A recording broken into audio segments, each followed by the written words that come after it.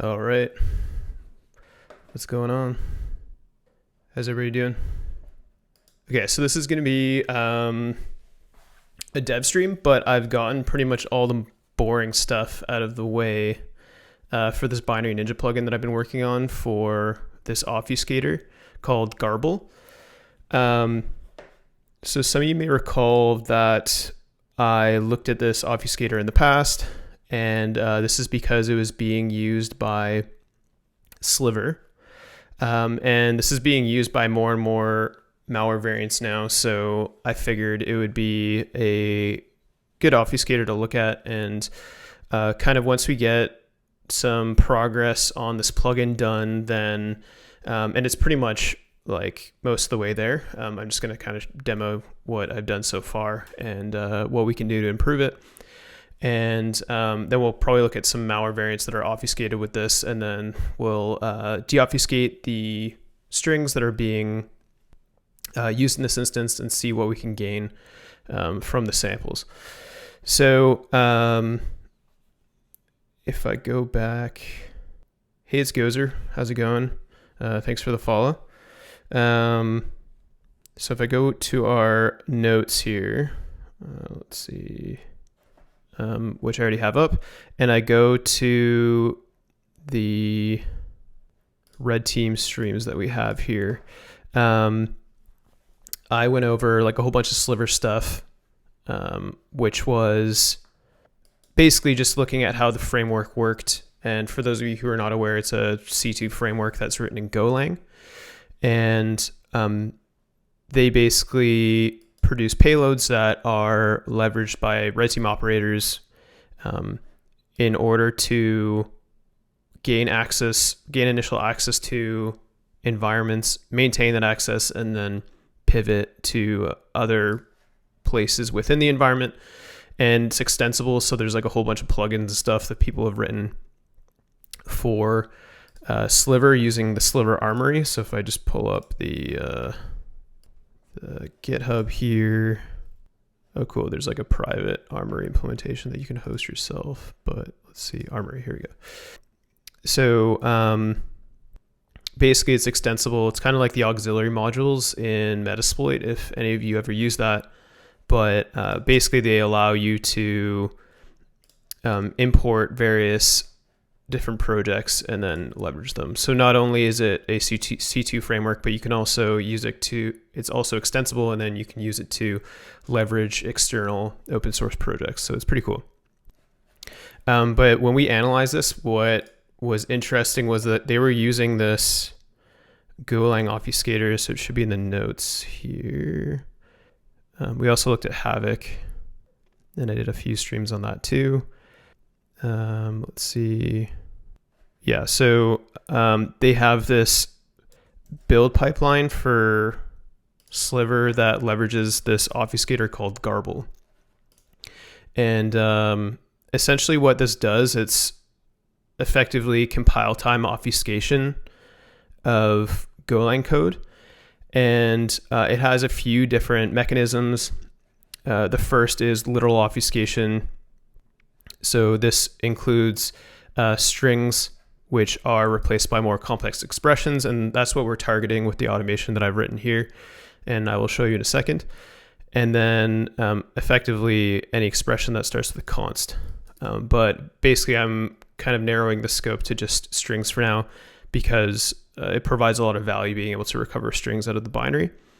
And then it can also do control flow obfuscation. And I don't think this is currently implemented by Sliver, but maybe I should double check. But yeah, this would be a giant pain because it looks like it implements like a bunch of go-tos in this one hello world instance, which isn't really too bad, I guess. But effectively, it would flatten the control flow to make gleaning the execution flow of the program more difficult. So again, I'm not too sure if that's being implemented by Sliver. I'll probably have to double check the build parameters. Not really a big deal for today, just because I'll be kind of narrowing the scope of our automation to the string obfuscation that's implemented. Control control flow hardening. Okay, so it does it in steps, it looks like, I think. And then implements trash blocks. Yeah, so this would be a giant pain. But yeah, the reason I'm fairly certain they're not implementing this is because I was able to write some warp signatures, which are like kind of the equivalent of, to flirt signatures. Warp is kind of a new integration into Binary Ninja. So I'll go over kind of what that is, but basically I was able to use these warp signatures across a number of binaries, which indicates to me that this control flow obfuscation is not in place. Okay, so hey Zoni, how's it going? All right, so I'm gonna show you my code. What I meant by kind of got all the boring stuff out of the way is Binja uses PyQt for plugins. And I also did a whole bunch of upfront work for identifying obfuscated blocks of code. So if I go to runtime slice byte to string, this is a function that's always used in the string obfuscation that's implemented by Garble. And if we look at the implementation here, I can probably just pull it up real quick. Let's see if we can find, I know they had literal, and then they have a number of these different obfuscation implementations. So if I just make this way bigger for you all to be able to see, they have this obfuscate function, they randomize the methods that are used, and then let's see, post composite literal, handle composite literal, basic literal, composite, array. Okay, so they have like various handlers, it looks like, to maintain their positions, obfuscate strings. So this is kind of the main thing that we're targeting today. And it looks like they also handle byte slices, which is interesting, and arrays. But effectively, they use these various obfuscator implementations. So if I go back and go to obfuscators, then they have like these eval operators. So XOR, add, and sub. The same thing with tokens, it looks like. But they're definitely a lot more complex than this, at least in the resulting Golang code. So there's seed. So these are reversible if you have a seed value. It's a large integer, like 64-bit integer, so it's not really something that we could brute force, unfortunately. But they have like the shuffle-based obfuscation, and let's see, let's go simple. Split. Anyways, we don't have to walk through these because we're really just interested in the actual resulting Golang code and what it looks like at the binary output level. But effectively, the point I was trying to make was that like there's these various obfuscator steps that are implemented by Garble for the various types of constants throughout the binary, and this is at compile time. And these literals are effectively generated, these obfuscation methods are effectively generated in place of the original constant. Therefore, when the constant is needed, the obfuscation method is called in order to deobfuscate the original constant, and then it's provided in a memory slice. Is the free version of Binary Ninja usable, or should I buy the paid one? So it's definitely usable. I think the biggest thing with the free version is it does not have the Python console, which I like a lot. But and I think it's only limited to certain architectures. And I think there's a few other limitations, like you can only have high level IL, which is like their highest level intermediate language, their decompiler, and then disassembly. But if you want to check it out, it's definitely worth just like looking at the free version and testing it out with a few binaries. Okay, so I'll show you what an obfuscated example looks like. So we have, this is a, actually, let me show you. what one of the other projects looks like that I had. I was just testing out some stuff pre-stream. Okay, yeah, this is a better example. So this is a sliver example. I mentioned that there's some other malware variants that are using this, and I'll go into that later. But yeah, okay. So this is a good example. So if we look at the cross references for the slice byte to string, then we can see there's over 1,000 cross references. So in the bottom left here, if this is too small, by the way, let me know and I can make this bigger. But yeah, there's over 1,000 cross references to the slice byte to string.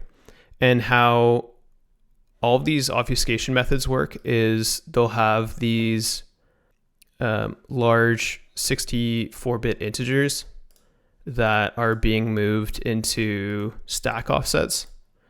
And then there's like a huge amount of those randomized deobfuscation routines that then reverse that obfuscation and recover the original constant. So that's effectively what's being done in this function here. It's quite a bit easier to see at the disassembly level. If we look on the right-hand side here, then the high-level intermediate language does a good job at simplifying a lot of these operations. But as we can see here, there's the various XORs, additions, subtractions, etc. And those are all done in kind of a randomized sequence and accessing various offsets. And they're not linear either. So, for example, we have like an XOR, a byte being accessed at this var 57 offset on the stack. And then that is being the result of this fourth offset from this variable 20 offset on the stack subtracted from this first offset byte that's being subtracted also at the var 20 offset on the stack. So when I first looked at this, I used it as kind of an example of something that we could look at for writing IDA automation for. And my first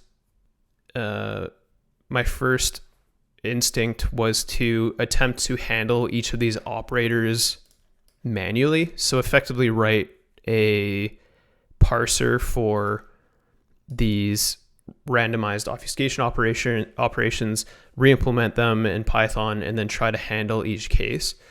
But because of the randomization and non-linearity of each of these accesses, etc., it made that not feasible. So I ended up opting for emulation, and that emulation is being done using binary refinery. So big shout out to Rattle, who works on this really cool project called Binary Refinery. And this basically is what a lot of people refer to as CyberChef from the command line. But Rattle has addressed a whole bunch of different obfuscation and transform mechanisms through this really neat command line interface that effectively has similar operations to CyberChef, as mentioned. So one really cool, so Rattle has broken these down into units, and each of those units has a implementation for a different binary transform, effectively, to break it down to its kind of smallest level. And each of those transforms are what's called a unit. And I can show you kind of what those look like in the docs. I'm just going to check out chat here.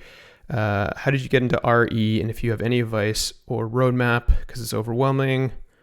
I know the basics of assembly, but God, when I open IDA or Ghidra, I have no idea what's happening or what I should be doing. T-Nord Reagan, hey, what's up? How's it going? I hear Rattle can also help you crack VM Protect. Yeah, exactly. Zoni, so I don't know if it's helpful at all, but we do like training for exactly this. So if you want to check out our training, there's some free modules that you can take, and it kind of goes over some of the aspects that you're talking about. There's a full IDA course and there's a full binary ninja course. And then if you don't or if you can't afford the training, that's completely fine. You can join our Discord, and then there's a whole bunch of free resources that we've pinned in the various channels. You can talk to us on there if that's helpful at all. Okay, so and I just threw the link in the chat there if you're interested at all. But okay, so let me get back to what I was talking about. So so binary refinery with the units. So if I go to the docs here, where's the documentation? Then we have each of these units, and these are effectively those transformers that I was talking about. And on the right hand side, you have like every encoding, encryption, and compression, and basically like every algorithm you can think of, and it even addresses like specific file formats, such as, or not even, well, it does address file formats, but also scripting implementations like JavaScript and PowerShell, VBA, etc. So it's very powerful. But what I used in this instance was called vstack, and the reason I used this was because it essentially does emulation on top of Unicorn. Everybody uses Unicorn for everything. Let's see. Do you have a link for the Discord? Yeah, I can link that. 2 seconds. So just grabbing the invite link. Oops. It's hidden because it's in Discord mode or whatever, or stream mode. There we go. What the hell? Why can't I copy this right now? Hold on, let me just fix this. Okay, there's the invite link. Zoni. Okay. Tino Riggin, yeah, I can talk to you in Discord on how I learned. I'm self-taught, and I'm now taking the Binary Ninja course from Invoke, and it looks like it has hits a lot of the gaps, and knowledge is pretty nice. Yeah, cool. Thanks, Nordregan. Appreciate it. All right, cool. I see y'all joined there.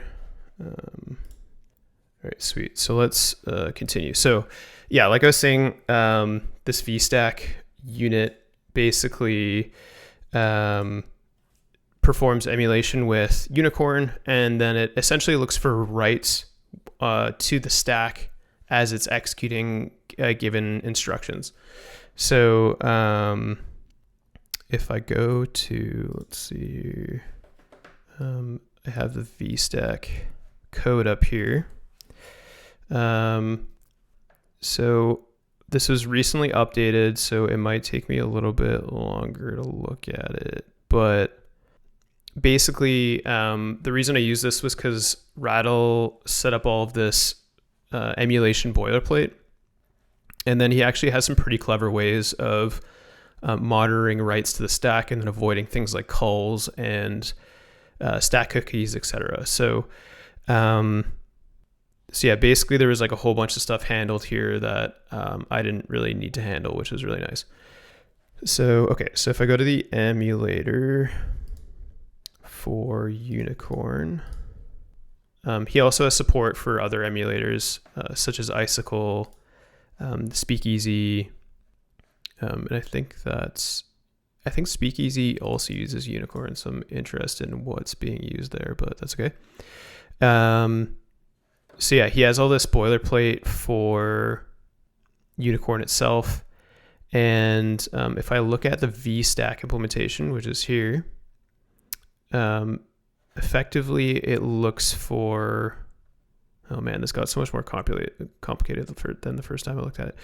But anyways, TLDR, it maps a stack into memory, and then it monitors for writes to the stack, and it uses that using memory hooks, I believe.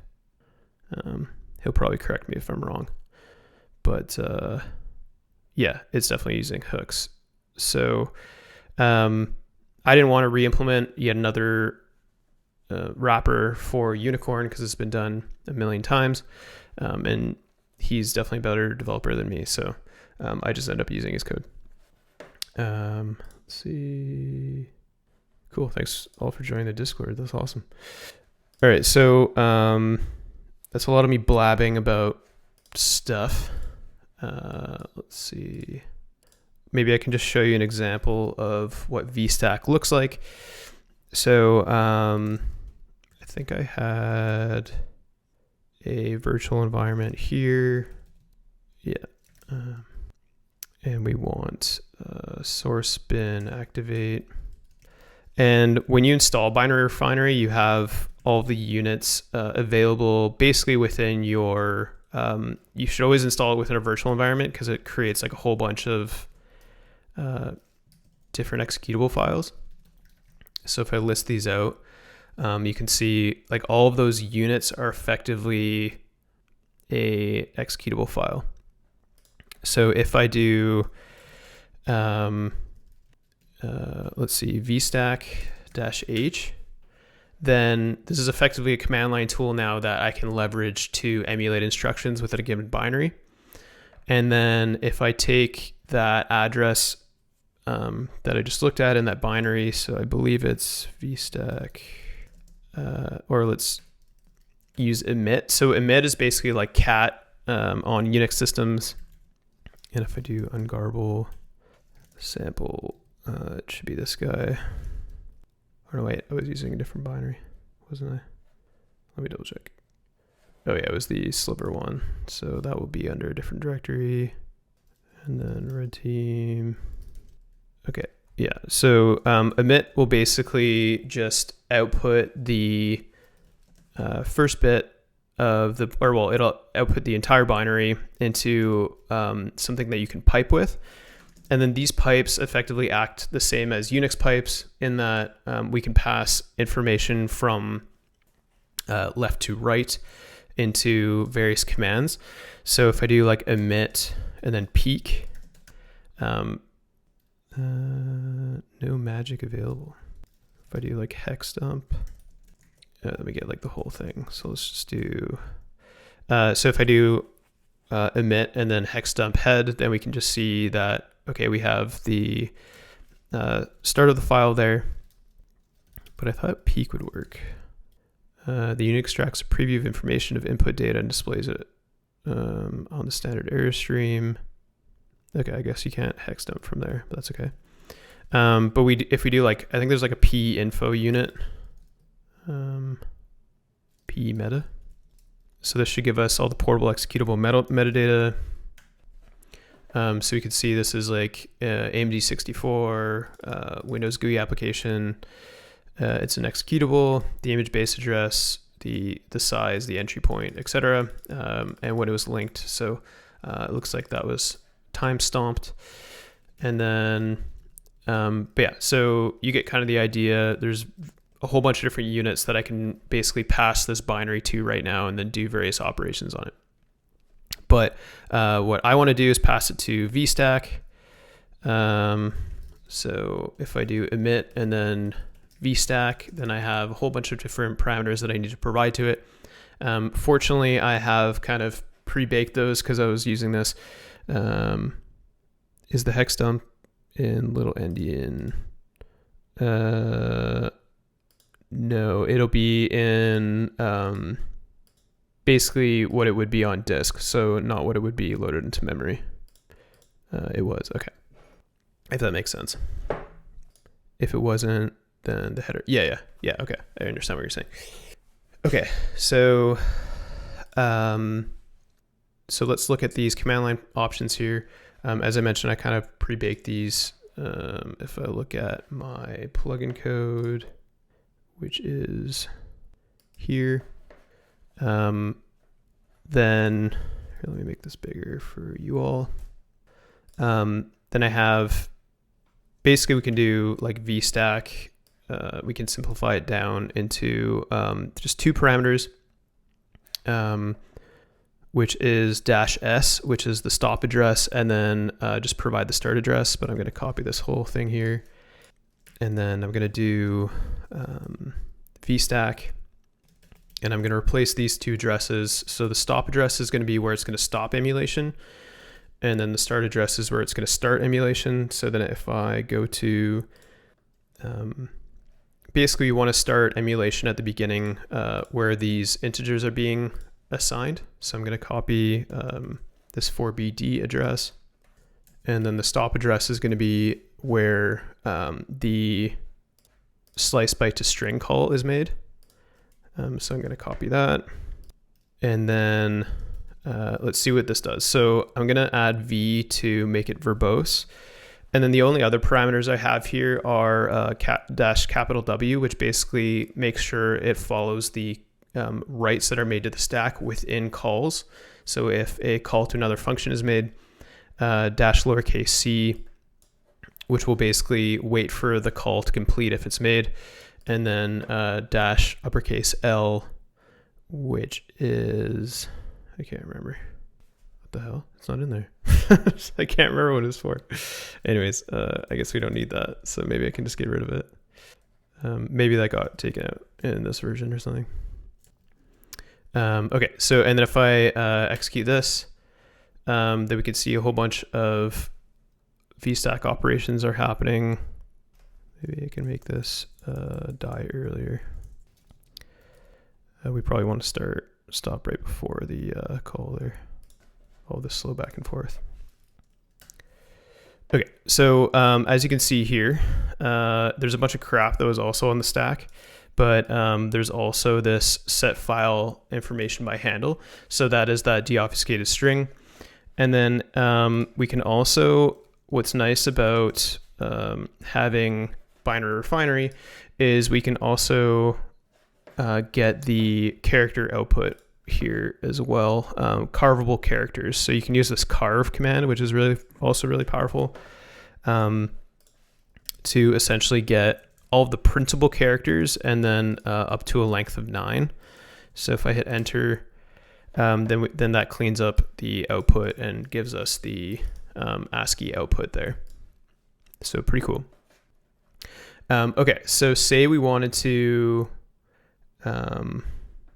we also got more follows. So Cohen M, thanks for following. Infinite3i, thanks for following. And Slimicide, thanks for following. Appreciate it. Okay, so if we go back here, then we can see some more code. So effectively, what I'm doing with this plugin is I'm identifying all the locations in Binary Ninja once the database is loaded that have these sorts of patterns. So this was actually quite a bit more difficult than I initially thought it was going to be. The way the compiler creates the output makes it quite difficult to fingerprint. I tried using like the various intermediate languages in Binary Ninja, but this was a bit more difficult than I initially thought, just because how there's a bunch of like analysis settings in Binary Ninja that basically make it so there are analysis constraints for their decompilers. So if basically functions are too complex, then the analysis will time out, and then the intermediate language, or effectively the bytes, the disassembled instructions will not be lifted into those intermediate languages. So those timeouts actually happened quite often with this obfuscator. So I ended up just essentially writing a fingerprinter for these types of instructions from the disassembly itself, because it will, I think, it pretty much always disassemble the instructions, but it won't always lift them into the intermediate languages if it's too complex. Are you the guy with the Elden Ring tools on GitHub? Maybe that'd be cool if you're actually writing tools for Elden Ring. All right, so if we keep going here, ooh, cool. What tools are you writing for Elden Ring, Lord Reagan? I haven't actually played Elden Ring because I feel like I suck too much at gaming, but everybody keeps telling me to play it because it looks amazing every time I see people talking about it. All right, so then, yeah, if I look at the code here, then effectively this is what those fingerprinting functions look like to find these types of instructions. So it got a little bit more complicated because I was doing a whole bunch of different type of fingerprinting approaches to see what would work better. And then I started doing them recursively, because initially I was not doing them recursively. The recursive approach basically walks up the basic blocks. So to kind of make a little bit more sense, if I go back to the database here, effectively what will always happen in all of these obfuscation scenarios is there's a call to slice byte to string, as mentioned, and that's just an artifact of the Golang compilation. And then the other artifacts that will always be present is these large integer assignments. So if I go to another example here where there are basic blocks, because this is all within the same block, so it doesn't actually make too much sense in this instance. Effectively, I look for all cross references to this slice byte to string, and then I'll recursively walk up the execution flow of the basic blocks until I get to a basic block that has those large integer assignment patterns. So then once I do that, I know where to stop the emulation, which is at the call to this slice byte to string address, and then where to start the emulation, which is the first instance of one of these large integer move operations. So basically what I was doing manually before, but this is all done automatically using the Binary Ninja Python API. I have a trainer that modders use to debug their mods called Elden Ring Debug Tool, which is powered by a sublibrary made called ERD Tools that interfaces with the game through C# and assembly. Cool, nice. That's crazy. What a weird coincidence. I came across your repos a few days ago. Cool. I'm glad y'all connected on here. That's cool. And I have a third-party patch that adds some features to the game, like auto harvest /loot, or the ability to lock out looting in combat, open map and craft combat, etc. Sweet. Yeah, that's awesome. I think game modding is also like a really sweet hobby, and you can just kind of implement what you want to improve the game however you want. So that's really nice. Thanks for the follow, JV250. Appreciate it. Okay, so that's a lot of me blabbing. So let's look at some examples here. So I just needed to fix one implementation that I need to do before this stream for some of the initial checks that are made here. So I'm just going to do that real quick, and then I'll show you the UI that I created as well, because this is all kind of the core logic without the UI. So, okay, so I just need the slice byte to string address. So I was messing around with a few different methods, but I think I'm just going to make this a little bit more strict to make this call more fingerprintable, and then so we can move on. But basically all this is doing is it's looking for, this is all using the Binary Ninja Python API, and then it has these nested arrays. So if I show you an example here, so say I want to get like this integer value from the disassembly, then I can do current basic block, and then I can access this as an array, I believe. Yeah. So then like the first element within this array, or sorry, the second element within this array, because I'm accessing the number one, is the this RBP instruction, and then I could access this move value, blah, blah, blah, whatever. But say I wanted to access, say, this RDX value here, then this would be 0, 1, 2, 3, so it'd be the third index, and then I would just have to access that array element. So it's a nested array, so I need to access that one. And then I can access that integer value. So this is all using this Python REPL console. This is actually interacting with this current basic block that I've highlighted in the UI here. So it's pretty cool. And then if I access its value, then I have kind of that integer value. So just to kind of show you what I was doing in that code there. So basically all I'm doing here is enumerating a given basic block, checking if the instruction is a call, and then I'm checking if the relative instructions to that call are then a move instruction and a load effective address instruction.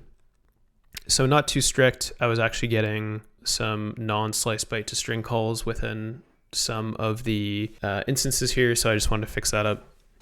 Hey, Xerox Day, how's it going? Good to see you. What do we have in today's live? So I'm just working on writing a Binary Ninja plugin for some Golang obfuscation that's implemented using this project called Garble. So I'll just link that real quick. So basically, people use this project to obfuscate their Golang code, which makes it hard to reverse engineer. So I'm trying to fix some of that. So hopefully that makes sense. If it doesn't make sense, let me know. All right, so let's go back here. Right, so I'm just gonna fix this call here. So I think what I can probably do to make it a little bit more strict is add another check for, so it's going to enumerate each function linearly for this. So if I go to the most, I don't know how I can get the most, I think I can get that pretty easily. But if we look at this, we can see that the within that move, there's always an integer, which is, this is going to be the length of the slice that's being converted to a string. So I could check this second parameter and make sure that is like an integer length. So it's kind of hacky. I actually kind of like the IDE API for interacting with the disassembly elements here. Maybe I'm not doing it 100% correctly in this instance. Maybe somebody with accessing the disassembly UI can kind of give me more guidance with using this stuff in Binary Ninja, but this is how I've done it in this instance. But if I have, so say I do the current basic block, and then we want to get the, well, we can just make sure that this length is 5, which I am doing already, I believe. And then let's access the fourth element, which will be 16.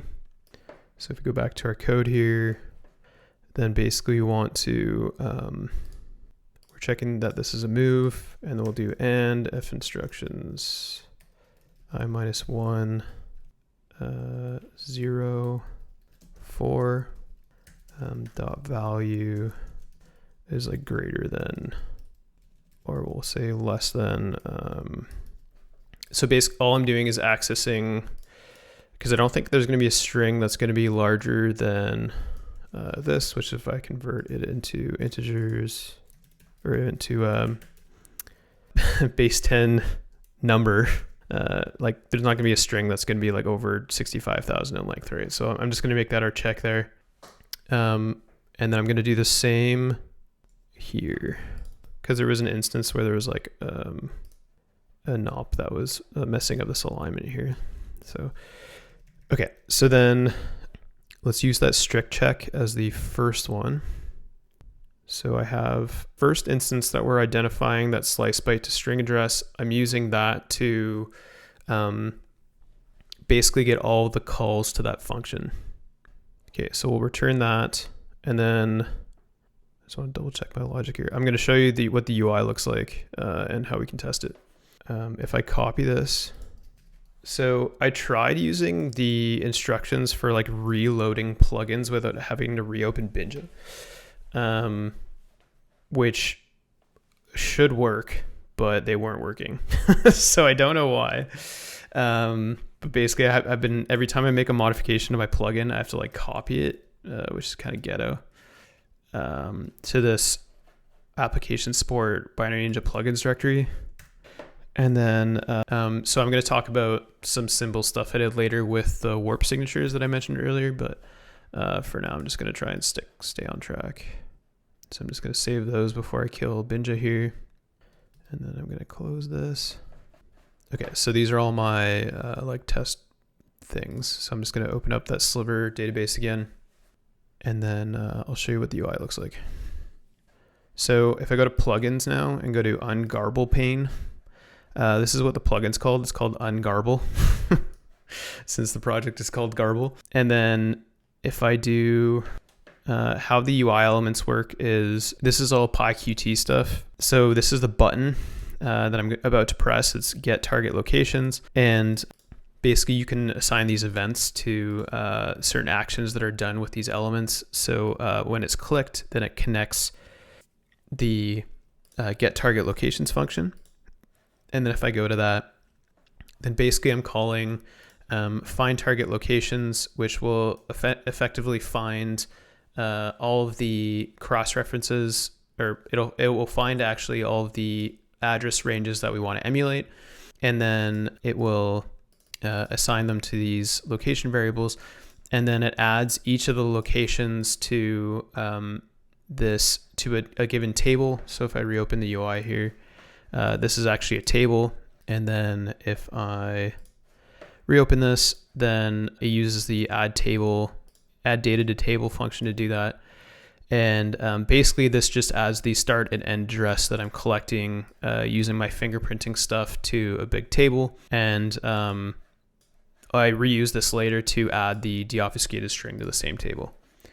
So if we look at the Ungarble here, I just want to double check that I did this all correctly. So if I go to find target locations rather, then it's going to call this find slice byte to string, which is going to iterate all functions within a given database.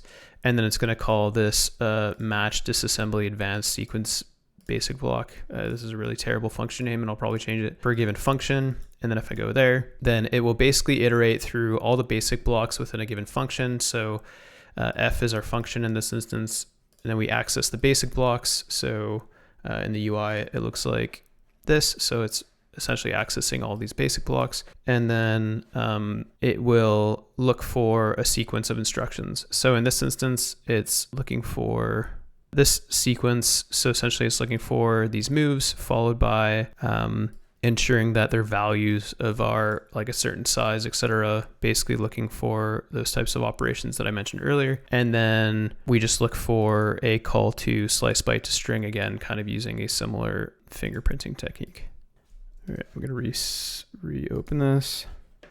Okay, and if we look at the logic here, once that's found, then basically it just returns the address of that particular slice byte to string address. So if I go to strict here, and then recurse from call sites is basically going to work back from all of those call sites in order to find all the locations.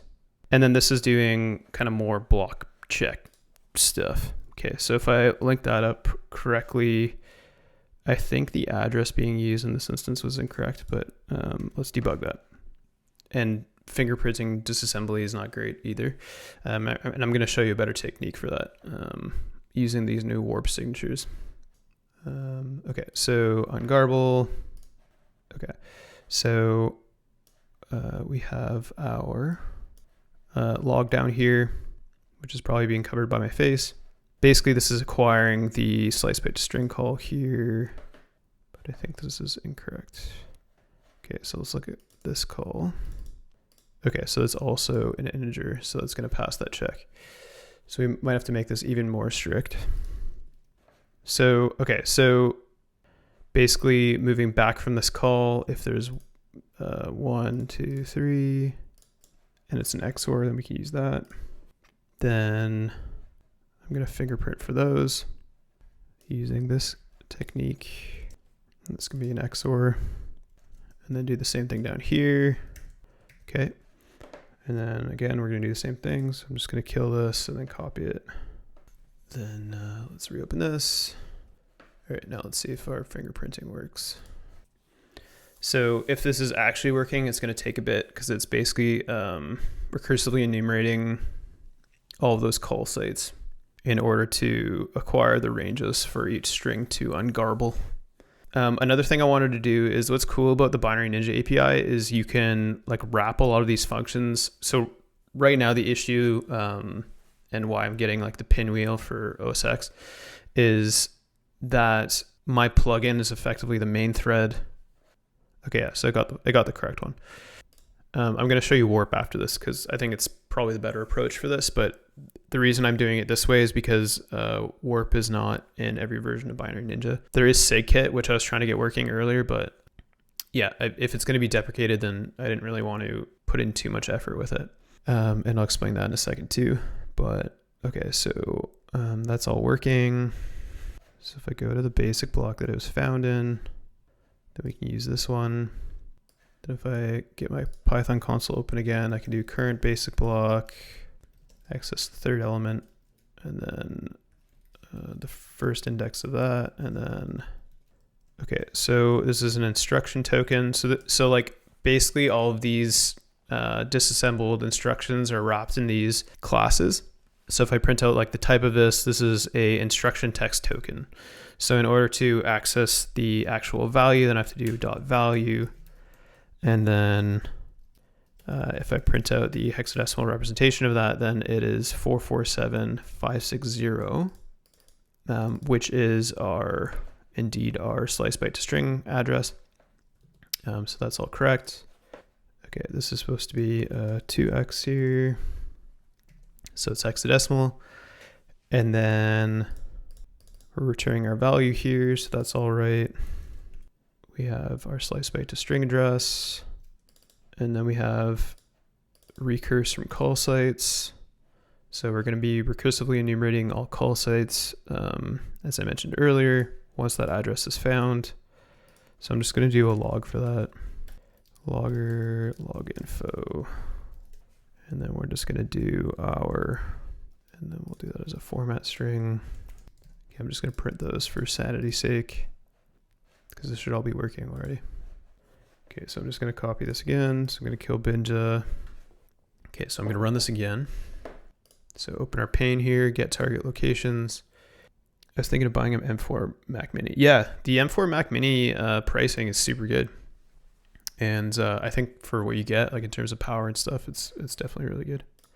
So I definitely, if you can deal with all the ARM stuff, that's kind of annoying. Like I'm kind of trying to do projects on I actually bought the M2 with 64 gigs of unified memory because it has, because I wanted to write stuff for like large language models. But you can do similar stuff with the Mini. I can't remember what the memory max is out at, but I saw some guy on Twitter like chaining together a whole bunch of Mac Minis and then using those for large language model stuff, which I thought was awesome. I don't know how hard that would be, but it looks pretty complicated. They were like chained together with lightning cables and stuff or whatever they are now, USB-C cables. Okay, enumerating. Okay, I didn't find any. So let's debug. Maybe there's some logic issues with my fingerprinting code. So let's get rid of this exception handling. There's instances where this fingerprinting stuff doesn't work very well because like sometimes there isn't a move instruction, or sometimes there isn't like this correct index that's being accessed at these instructions, etc. So it results in exceptions. So I just had to handle the exceptions here, but I just want to make sure that there's no exceptions occurring when they shouldn't be occurring, if that makes sense. So I'm going to say like, this is gonna be really noisy because it's gonna be every basic block, but whatever. Basic block. Okay, and then we want bb.start, which is going to be our start address for the current basic block.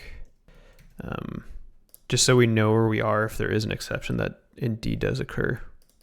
And then like this looks okay. I basically wrote this to enumerate the nested lists that I showed you earlier. So like these things, so like how I was showing you that each of these instructions, so like current basic block again, 0. So like this is a list, and then a sub-nested list has these, but if it's like more complex, like say this one, 0, then it has like sub-nested lists. So kind of what this function is handling here is I'm only going 2 layers deep if there's another list, but I should probably write like more recursion to get every subcomponent of each list if I need to, but we don't really need that for now. Let's kill this, and I'm going to copy over that plugin again. Yeah, what's up, Jax Hacks Live? Why not use MLIL instead? So I actually was talking about this earlier. So so Binja has a bunch of processing limitations with their ILs, in that if there is too much complexity within a given function, then it will time out and it won't actually lift the disassembled instructions within that given function into the ILs. So because of this, these obfuscated Golang functions, that was happening all over the place with instances that I wanted to deobfuscate. So hopefully that makes sense. Basically, the binary was too complex to use MLIL, unfortunately. You can adjust those parameters, but I don't think you can do it from the plugin. So, oh yeah, so I was looking at like the different UI elements, and I ended up settling with this like pane one because it's pretty nice compared to like a separate window. There's really nice UI elements in Binja that let you, I don't know, split the view and make them sync, and they put a lot of thought and effort into UI elements. So I made this a pane instead of a separate window, which is kind of cool. Okay, this is gonna be like super noisy, but we'll see what happens. Okay, yeah, so there was a exception occurring where I did not want it to occur. So I'm glad I found that. So match param type, line 155. So if I go back to my code here, okay, this didn't have self. Boo, that's such a lame bug. Okay, so now let's make sure that's actually working for some other stuff. So the reason that happened was because I had, I'm just gonna make sure like copies. Basically, I will prototype some of these like fingerprinting things in the Binja UI using like the snippets plugin. So I can kind of show you what that looks like, but I won't prototype a lot of these just because like this kind of copy over and reopen sequence is so slow for the dev cycle. I was doing this in snippets. So this is another plugin where you can just like run stuff. So this is when I was messing around with the SIG kit earlier. But basically you could just run scripts. So there's like a whole bunch of scripts that I've just worked on over time or whatever. But you can just run scripts in the UI using snippets. So like I would just check these here, but because of that, I was missing some of the class stuff that resulted in an exception, but whatever. Okay, so let me reopen our Garble pane here. And I bet we're gonna get a whole bunch of output now, but hopefully it just works. Okay, cool. I actually had made that exception to point that out to me, but well, let's disable that. But it looks like things are working now, so that's good. All right, let's reopen a database and then run it again. Okay, I'm gonna run this again. Okay, self match. Okay, cool. So it looks like, yeah, so it is matching. So that's good. And then we just want to handle that exception case. We want to re-enable that exception handling up here now that things are working. And what also kind of sucks about developing the plugin right now, and I don't know how to make it better, is that I basically have to do print debugging for everything, and I don't know how to make it better. So I guess I could not have the UI for any of these core pieces, and then debug all of this logic without the UI using like real debugging techniques, because print debugging sucks. But I guess maybe for my next plugin I'll do that, because yeah, it's not great. But I did kind of have this all working, but then I re-architected it a little bit because it wasn't picking up a whole bunch of different locations where the obfuscation was occurring. So I wasn't super happy with it. But once this works, it's actually pretty cool. And this is gonna take a while, probably, because I think it's actually working now, hopefully. All right, cool, it worked. All right, so there's some other like kind of nice UI elements that I added. So now it's finding like 2600 locations, where before it was finding probably half, I think. So it's a lot better now, based on kind of the logic improvements and the recursion that I implemented. But I was trying to make it like pretty actually fun to use. So whenever you select any of these addresses, it'll jump to the obfuscated location. So if I click on any of these, then it'll take me to the where the obfuscation starts. And then I can just click on, okay, this is a bug that I need to change, because we don't want this all to be the same.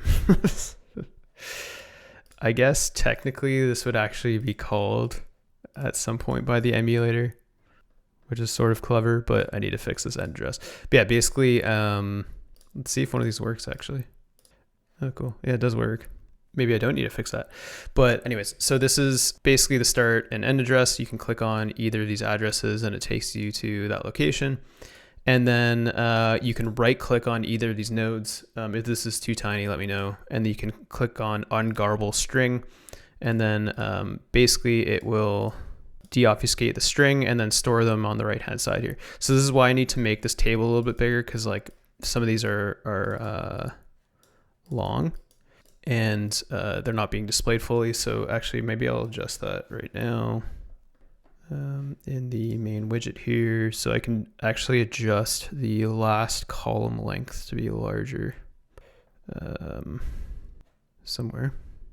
If I do that to like 900, I don't know if that's pixels, then maybe this is gonna be massive on like smaller screens. So maybe I'll have to figure out how to make this not like that, but maybe let's make it like 1,000. Let's see what happens. I'm not really good with UIs, so okay, let's reopen that. And I might integrate some debugging, because there's instances where some of these address ranges just like take forever because like too many instructions are collected. So let's see what it looks like now. Okay, I didn't really do much unless I didn't copy it over. Let me try that again. If you want to debug, you can probably just use debug py and hook that into Binja from VS Code. Can you like, well, let me do that. Okay, let me check out that link, because that'd be really nice. The biggest issue I'm having right now is I can't reload the plugin. And I know there's instructions to do that there. Maybe I should retry. But I was having issues doing that over the past few days. Basically like reloading the plugin without having to... But yeah, let me check out your link there. I'm just going to do another run. Yeah, weird. It's not making this any bigger. Oh yeah, let me... okay, let me check this out. And then I'll see if I can debug it a little bit better. Because that'd be really nice if one, I wasn't doing print debugging, and then two, okay, so debug py in VS Code, open and run the debug sidebar, create a launch.json. Oh, sick. Thanks. Okay. For reloading. Okay, nice. How do I reload? Okay. Okay, I did that. Import module, import lib, reload module name. No, this is an actual node module, not a string of the name. Okay, now when you want to test the function that would have been called as the callback from the register for function above. Okay, I think I have the register for stuff enabled already. Oh, maybe I don't. It would be in this main widget thing, I believe. So how like the plugins are constructed is it has this init.py, and then I register an action. So I just don't know like what this handle address would be. Would be called as a callback for register for. I'm also a noob at writing these plugins, by the way. So main menu action. So it's probably like a skill issue as well. Bind action. I don't know if I'm like registering anything though. Same, I started learning like a week ago. Oh, sweet. Next, make any changes you want to the plugin, then just hit up. You could even use a snippet to trigger the hotkey instead. Now, when you want to test a function that have the function that have been loaded or that have been called as a callback, every time you run the command, it will reload your plugin. Oh, okay, I understand. So maybe if I reload it, okay, let me test that, because that would actually speed things up a lot. Yeah, let me test that. So it'll be, let's see, import lib. Okay, so, and then import, I think it's just Ungarble. Yeah, I don't think I'll be able to do, Ungarble bn. Okay. So let's put that in one line. Do I need to, I don't think I need to import lib every time. And then import lib.reload,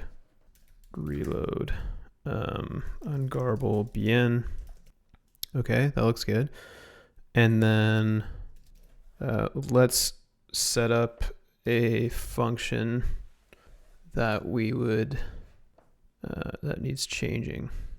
So let's just do something, because this isn't going to create a new instance of, because like this object is being created in the UI stuff, which is probably incorrect, maybe.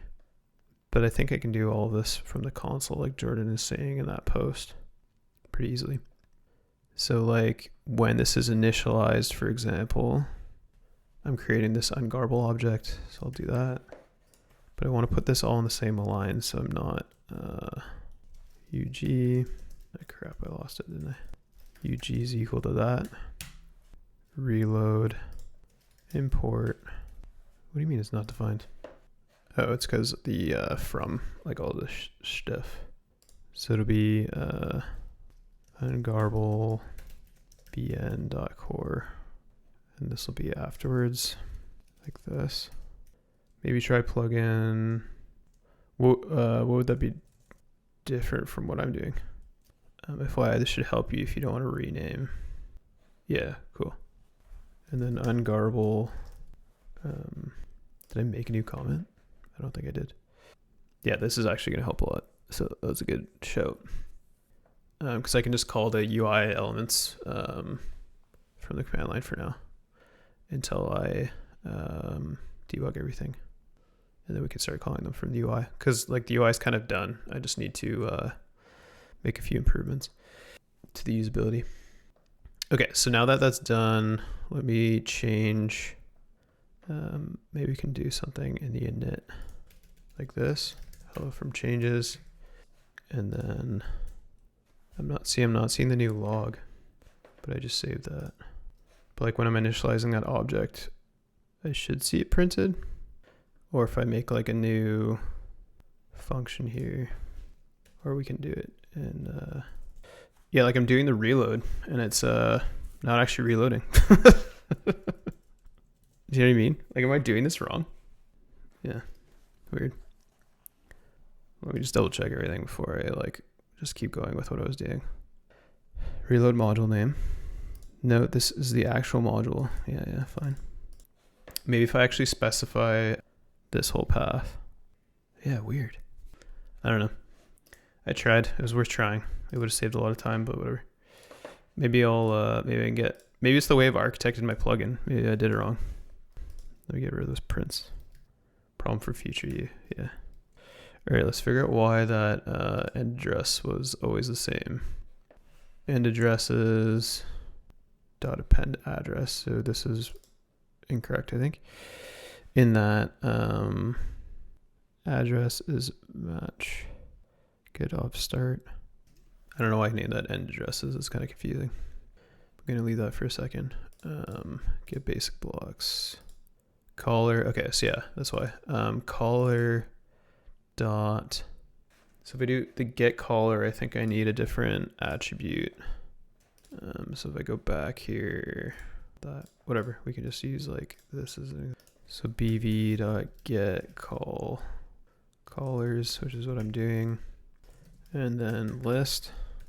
So we're getting a list because it's a generator, so I just want to access a single call location, and then all right, get basic blocks, get caller.address. So that's not what we want, right? Because that's going to be the actual address of the call.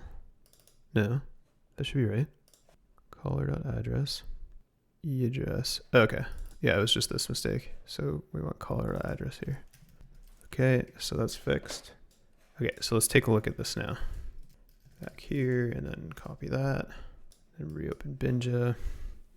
All right, JV250, thanks for the follow. Brumbo, thanks for the follow.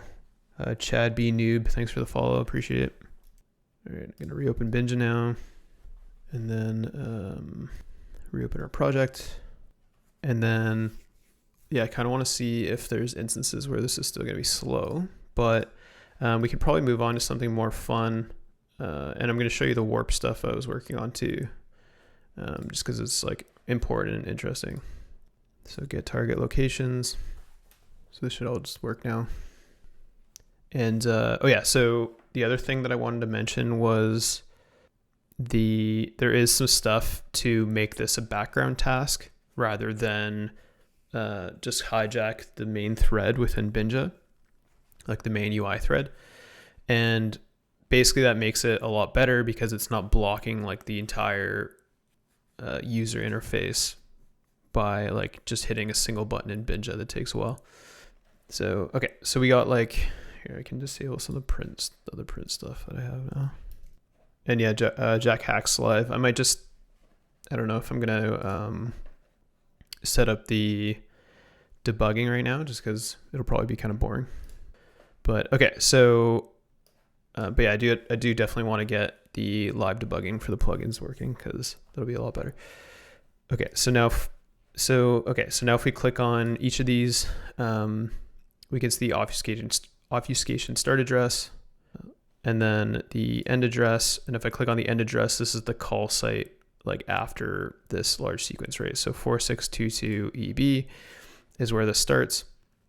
And then if we click on the end address, we can see, okay, this is where the slice byte to string call is made. And the reason I used recursion to walk back up these basic blocks was because there was a whole bunch of instances, like if I access this linearly, there was a whole bunch of instances where there might be a call to slice byte to string that occurs in between these basic block jumps. And or it occurs like afterwards. So there was a bunch of instances where there would be like these huge emulation sequences that would take forever because they would be calling like other functions. They would be doing all these things that weren't a part of the actual string emulation. But when I use basic blocks and the jumps between them, then basically I can avoid all the instructions in between, if that makes sense. So if I do some more examples here. So if I want to emulate this one, then these are like predominantly debug strings that are like integrated into Golang libraries. So that's not super interesting. But if I go to like the bottom here and like look at this one, for whatever reason, like for the user implemented functionality in Golang, it usually occurs later on within the binary, and therefore it's at a higher address.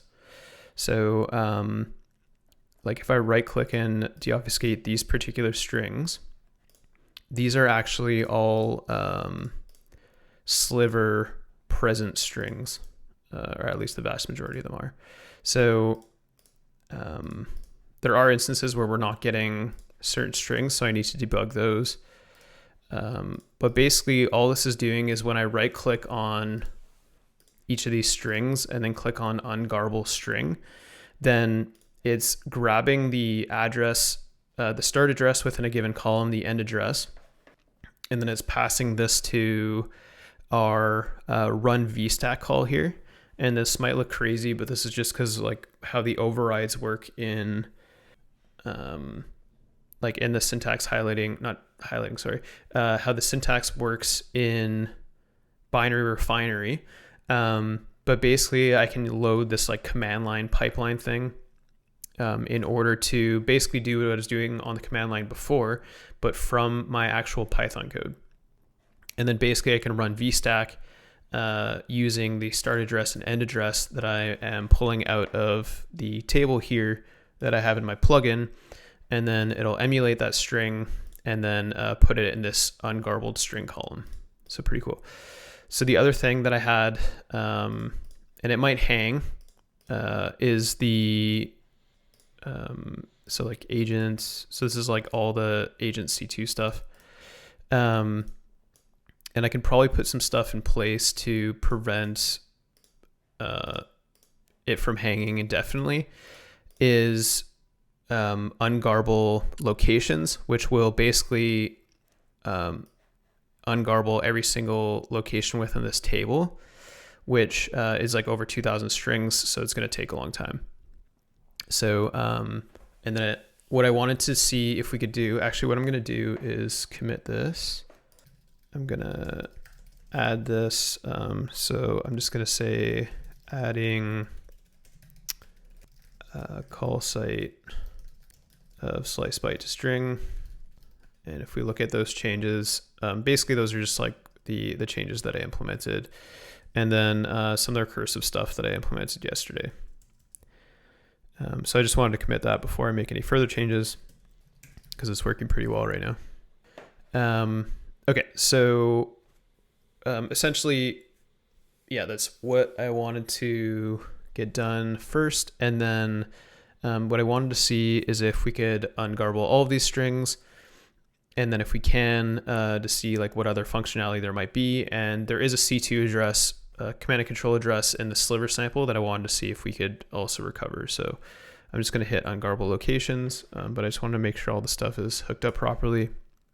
So if we go into the main widget here and then ungarble locations, then essentially I just iterate over every row within the table, again, getting those start and end addresses, and then emulate each string and then set that into the table.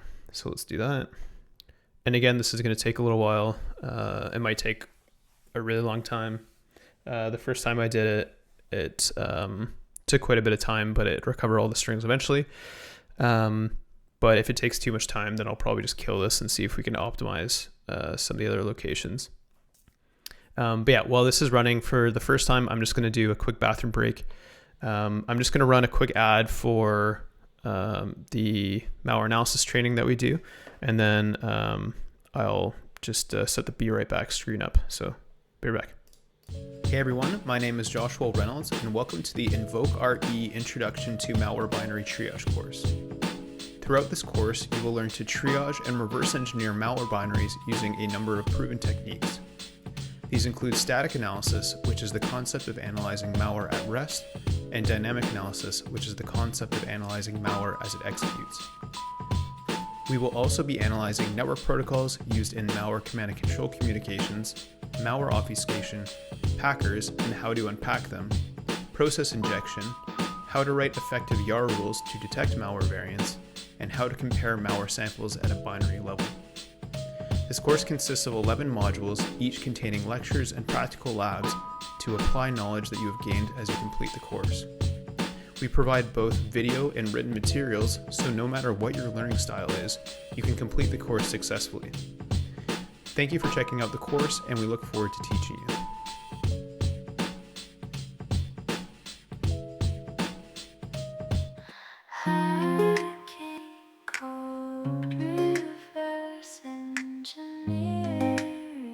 All right, how's everybody doing? Okay, so let's see. Okay, so this thing's still running. So yeah, what I might do next is just show you the warp stuff, because that was pretty cool. So just to give you some background, the warp signatures. So there's this cool blog done by Sean Deaton. And it looks like he does some iOS stuff. But basically, it's a new signature format that's being developed by Vector35 for a lot of this.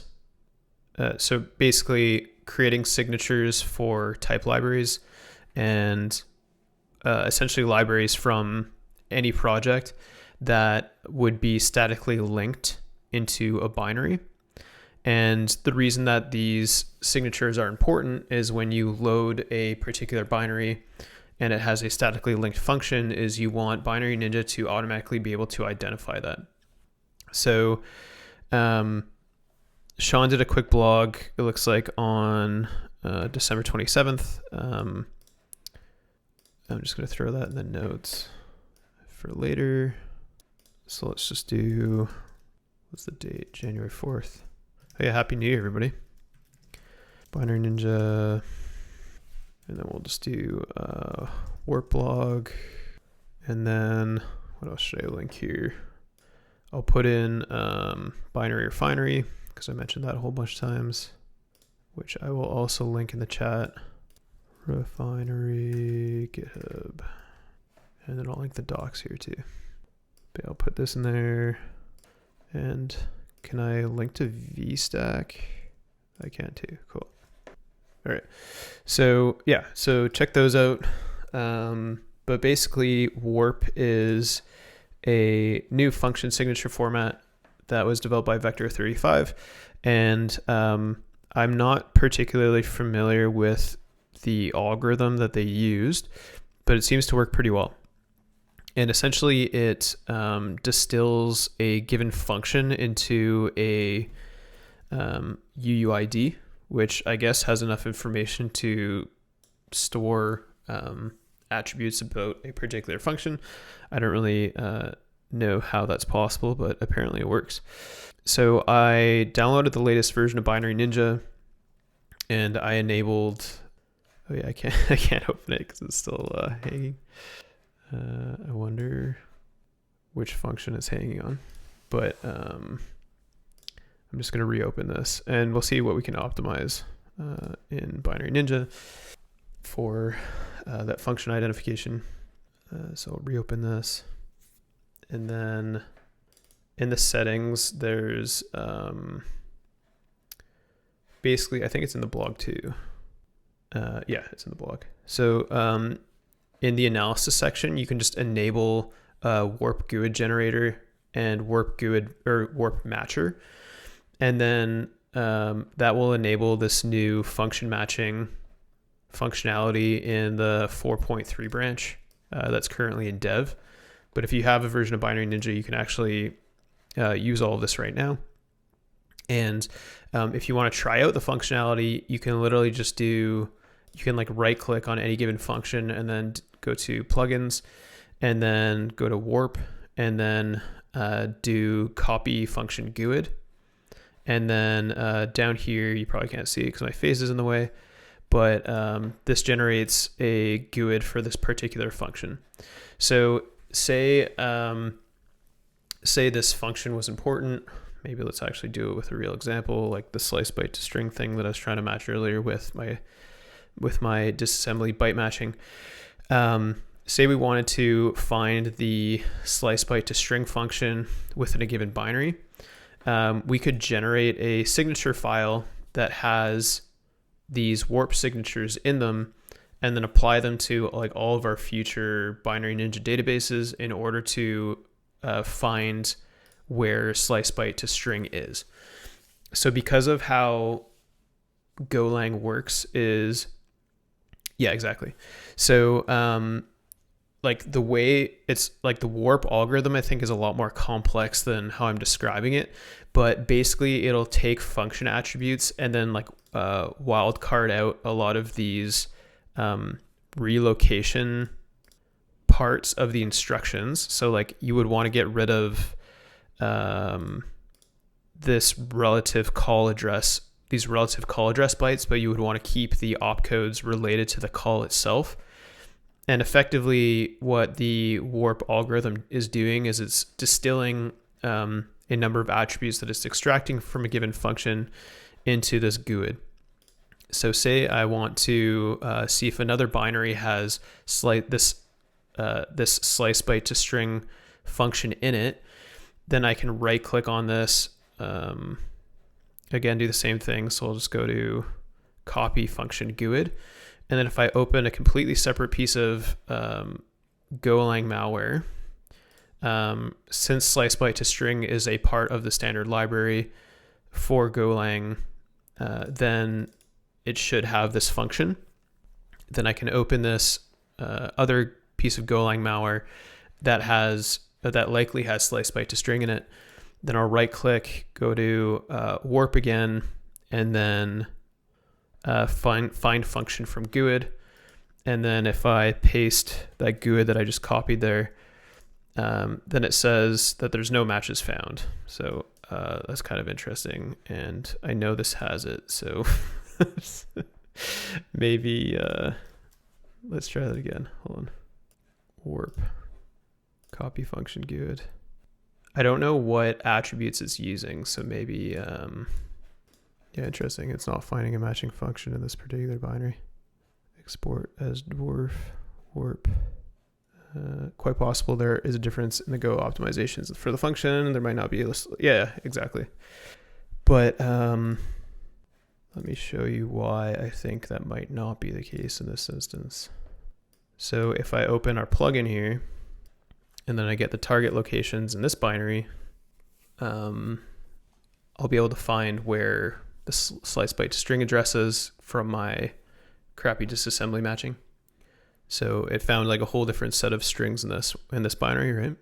And then we can do the same thing. So if I right click and hit like ungarble string, then say, oh yeah, this is also a garbled Golang binary, by the way. Okay, so anyways, let me back up here. So if I go to one of these start functions and then go to this function, so see how the bytes changed like right when I navigated to that function. I don't know if this particular address was disassembled yet.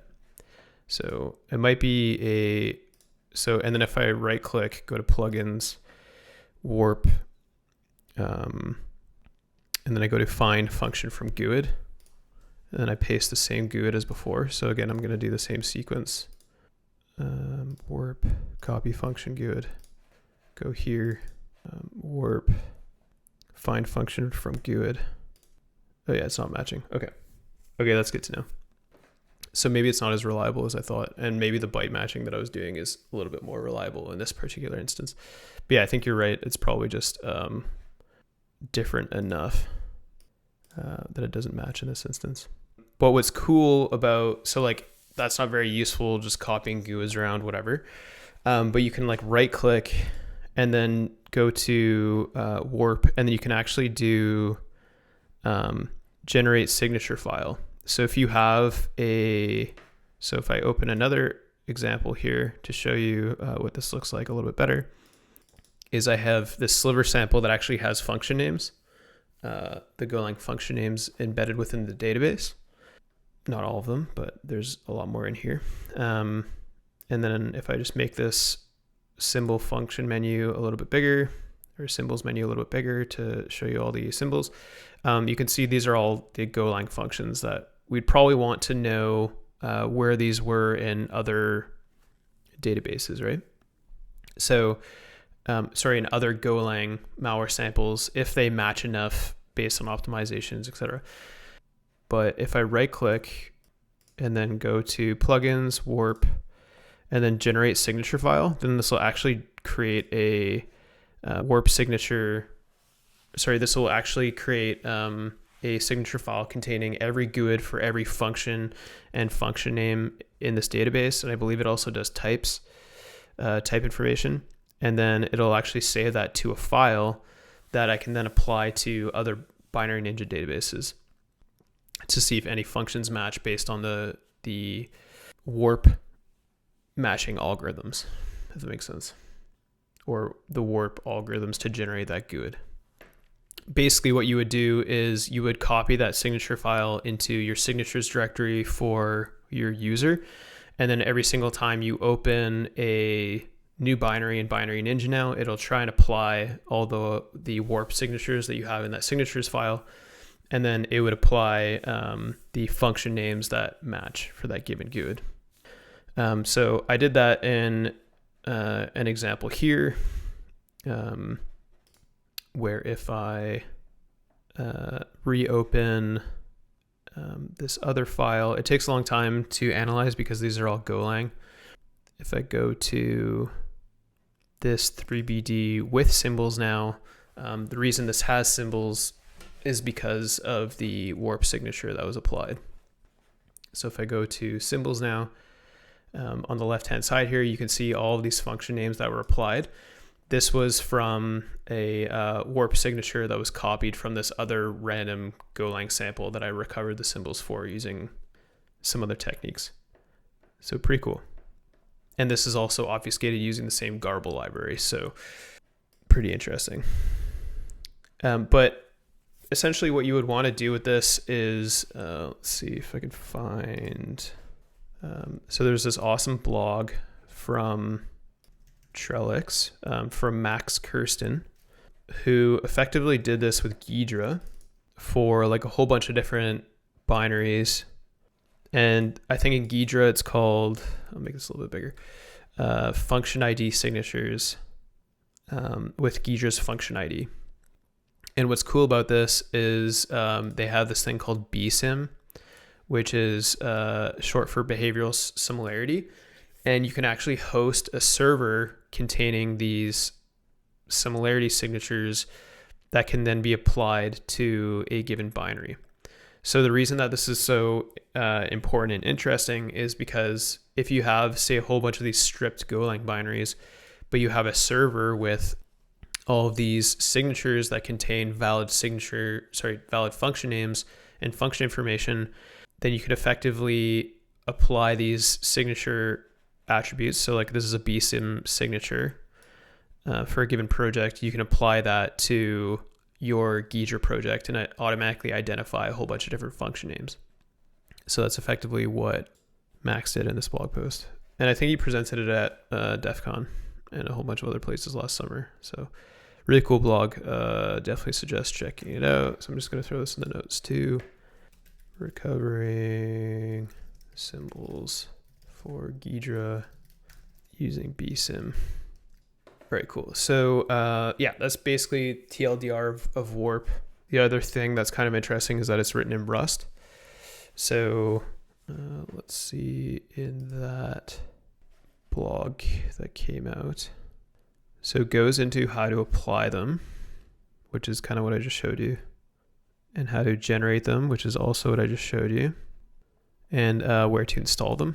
So I'll link this in the notes too, because the Binary Ninja docs are usually really good. So using, and then if I go back here, yeah, that looks good. And then there was an open source repository for it, which is all the Rust code. So I'll link that there.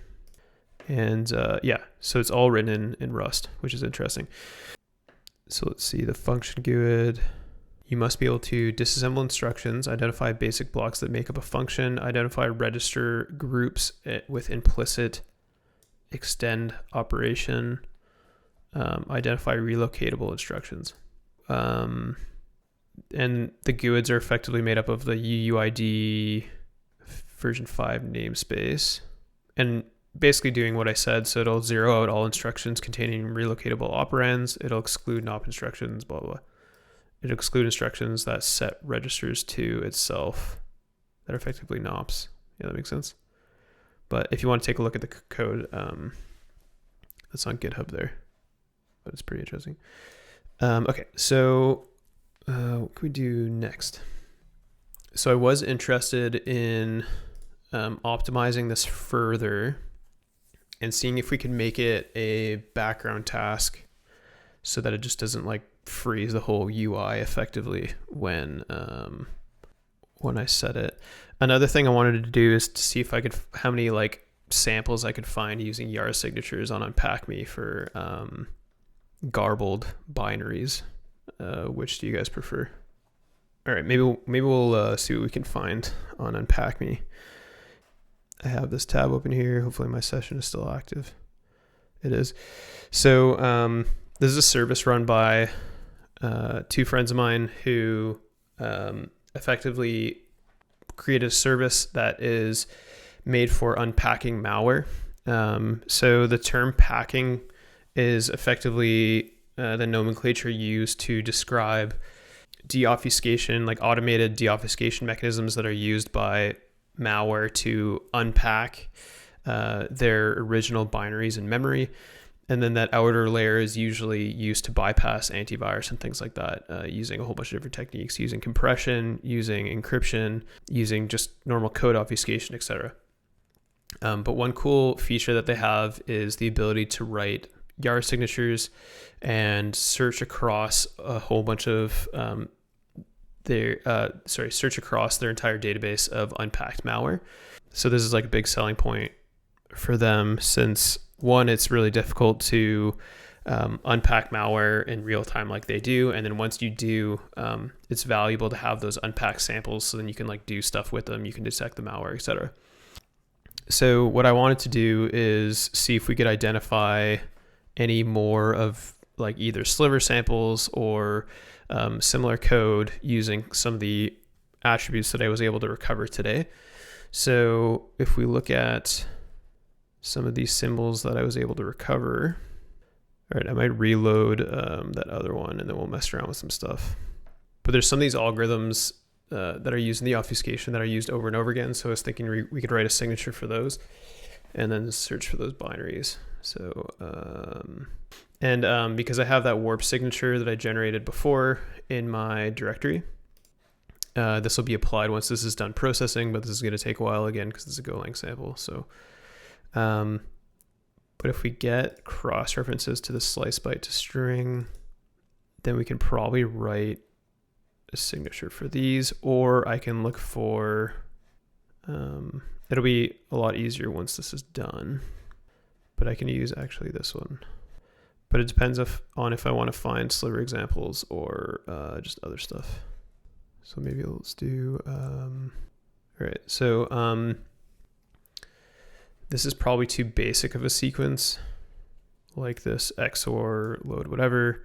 But if we look at some of these algorithms, they're actually pretty simple. Like if I show the high level intermediate language for them, then we can see that this is like just a simple XOR assignment here.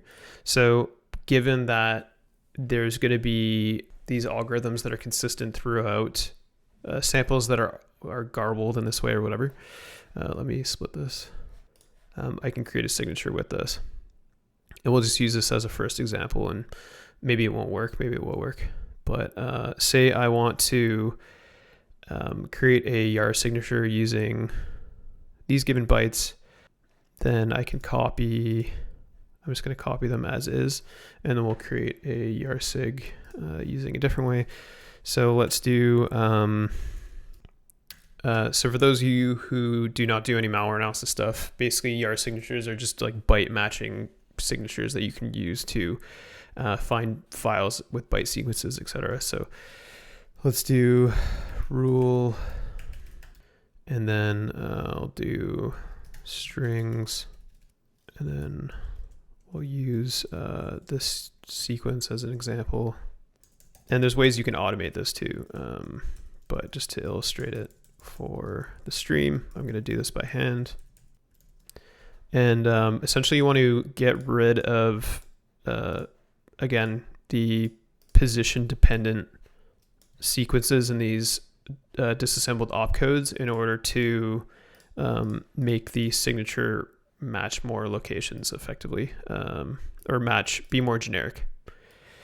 So if I copy, say like this first opcode sequence, the position independent sections are probably this 4.8, and then 0.4 is probably I don't actually know this is fact, but the 0.4 is probably RAX, and then 6.5, sorry, the 0.4 and then 5.4 is probably the fact that it's relative to RSP, whatever. So AJW4N6, thanks for the follow, appreciate it. Okay, so say I wanted to mask these out, I can just copy this hex sequence, and then hexadecimal signature sequences in this Yara language are basically in these curly brackets. And then if I add a space between these, then I can wildcard these like that. And then I'm just going to do the same thing. So these should be in sequence, so I'm just going to add them on the same signature line, essentially. So I'm going to do that here. And then, oh yeah, while I'm doing this, let's kick off the emulation for all those strings. So I'm going to open our plugin again, get the locations, and when that's running. So this 8D34, so let's mask out these 3 bytes, and then D6. And I'll make sure these match before I run them on UnpackMe. Okay, and then we have our constraints here. So if I pull up a better example, so these are just like Yara signatures that other people have produced. on the Unpack Me website, and then they've basically made them available to the community, which is pretty cool. And Xerox Day. Yeah, I don't know. I don't think he's on stream anymore, but he was here. Yeah, so you have like these given strings, a condition, and you can add all this metadata. So and then these conditions can have various nested variable names, and then you can have logic between them. So this is like these or conditions and Boolean logic. So if I set a condition here, and then if I just say all of them, then basically it has to match all the conditions, which we only have one in this instance, so it's not super complex. And then let's try, this should be rule, not rile. I'm gonna copy this out. And then let's run this signature. So I'm just going to go to new rule. Not sure why this is not working. There we go. So let's just say Garble with Golang, and then let's just say this is this rule detects Deobfuscation in garbled Golang binaries. And then let's validate it by saving it and then validate. I'm sure it'll validate. Okay, and then we can use Rx, sure. And then I'm just gonna make sure this runs again, or this matches against my given sample here. I don't have Yara locally, so this might be kind of a pain. Okay, let's just run it. I think it's okay. 0f, I just wanna make sure this looks okay. P6540, small byte there, but let's run a hunt. Role is not, okay, validate. Okay, hunt. Okay, let's see, submissions, scan, blah, blah, blah, launch. Okay, let's go back to our sample here, and it found a bunch of stuff, and I might just set a cap on some of these emulated instructions here. So I get rid of those prints. Okay, so print logger.log info. Yeah, that looks okay. And then we can probably just set a hard stop on our loop here. And then I want to background task the plugin. So we don't have it freezing the whole UI, but I wanted to see if we could find some more samples first.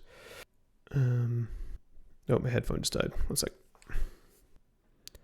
All right, so we got more sliver samples, more sliver. Let's see what these reports look like. Nice. All right, so our Yara signature looks pretty good. Let's see. Oh, cool. So like in each of these results, they just have a reference to sliver, where they detect it. ATIP reports. Okay, so there's only like 4 pages of samples here. It's not bad. I'm curious. All right, so let's go back to our plugin here, and then let's go back to our Ungarble locations, and then let's just set this to a hard stop at like 200. And then let's copy it over again. I'll reopen Binja. Okay, and then let's run this again. And then kind of if I wanted to get this working a little bit better, I wanted to see if we could get some of the command and control addresses from these other samples. So that's kind of was the motivator for writing Yara there. Okay, so if I go back to the code here, we have our addresses, and then I want to see if there's some protections we can put in place to make this a little bit faster. Obviously, we want to process every single string, but there is some that are taking longer than others, and I wonder why. So in the other non-obfuscated sliver sample, man, this light's driving me crazy. With symbols is what I want. Basically, I want to be able to optimize like finding the location of the command and control address in these sliver samples, but I don't know if there's a way to actually do that. All right, I'm just going to, since I limited this, it should be okay to just run. And then I'm going to see how hard it would be to background task this. Let's look at background task. And I know there's an example in here. So basically this will basically not block the core plugin, or sorry, the core interface when I run stuff, which would be really nice. And I know there was a Anger plugin that did this. So maybe I'll just check out the code there. Background task thread. So does this have to be run? Okay, class provides all-in-one solution for executing a background task. Okay, so run is probably what we want. And then while not done, if self-canceled break. Okay, so they have a while loop. Okay, so I'm gonna have to inherit from the background task thread.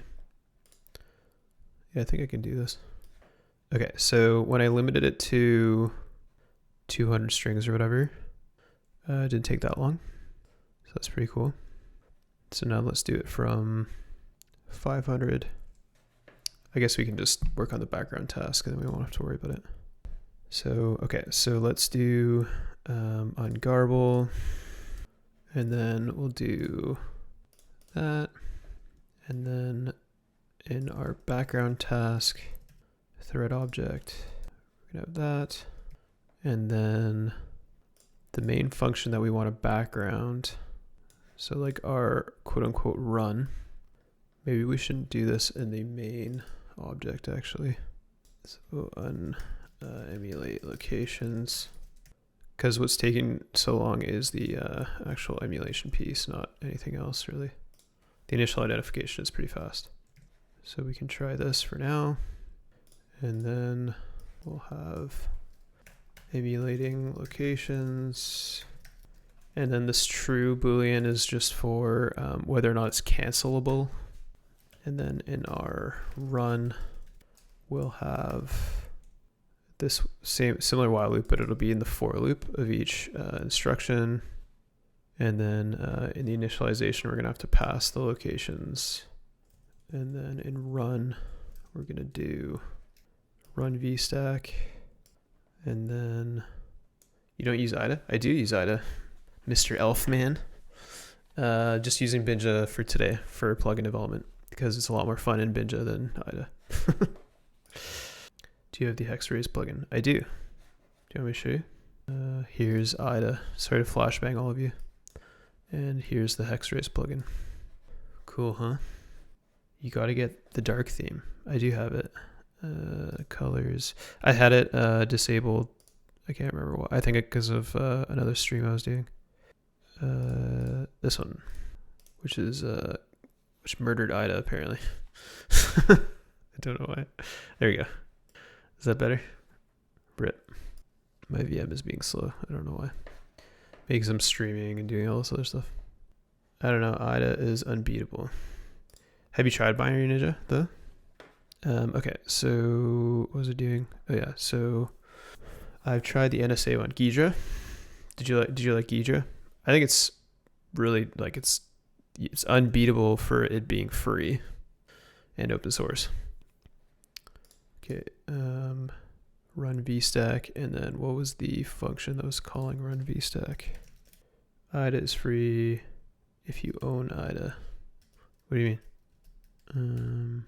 Think about it. Oh, I understand what you're saying. Yeah. Okay, yeah, so run vstack, ungarble string. So we're gonna want to create the object here, and let's get rid of this 200 count, and then we will do for each row. Right. Okay. Yeah. So this is what we want. The only problem is that this is annoying. The table widget is no longer in scope, but maybe I'll have each row. I'm trying to think, because we have to create a separate object. Does Golang generate complex assembly? Yeah, it does. So this code is essentially obfuscated. So it's not only is it complicated because it's Golang, but it's also complicated because of this obfuscator that's being used called Garble. And it creates like these instruction sequences like this. So it's like, this is just to recover a single string. So it's a giant pain. So I'm writing a Binary Ninja plugin to like deal with this obfuscation. So that's what's on the left here, or sorry, on the right. These are all of these like obfuscated locations. And then I'm using emulation to like recover all the strings at each of those locations. Last time I did this stuff, virtualization was all the rave. Yeah, I don't see a ton of virtualization, fortunately. Because yeah, that would be, virtualization is a whole other ball game than this. This is like basic obfuscation, I guess. But yeah, basically the plugin can just recover all these strings from these like complex sequences. I created a VM at one point for DRM during work. Oh, nice. Is that what you do for work? Are you like do you work for Antisheet or something? If you can talk about it, don't worry if you can't. Adobe. Oh, sweet. That's cool. That's a big company. All right. Okay, so I think instead I'll collect all of the start and end addresses in another dictionary. This is kind of dumb because I'm basically doing it twice, but I can probably improve it later. So let's do addresses, and then what do you do the same stuff now? Or are you like a developer? Debugging it was totally impossible after passing through the VM. Oh yeah, that makes sense. Yeah, I guess I don't know how commercial like software deals with that, to be honest, because that's a really good point. Same with like machine learning stuff. I feel like it's a black box. Like once it's a black box and it's hard to debug, then it's hard to use in real software. But that's why like all this LLM stuff doesn't really matter too much, because it doesn't matter if it's not deterministic or it's not accurate, just because it's used for images and text. And anyway, sorry, I won't go off on a too big of a tangent. We ended up doing unbeatable DRM, moving the binaries to the cloud. Yeah, exactly. That's what everybody did. Okay, so we don't want to ungarble the strings there. We're going to be doing all that in that other class. But we want to, what happened to that Intel encryption thing that claimed? Oh, I know what you're talking about. I can't remember what it's called, to be honest.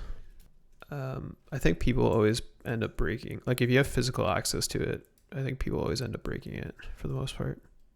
They'll just read the bits off the silicon. Yeah, exactly.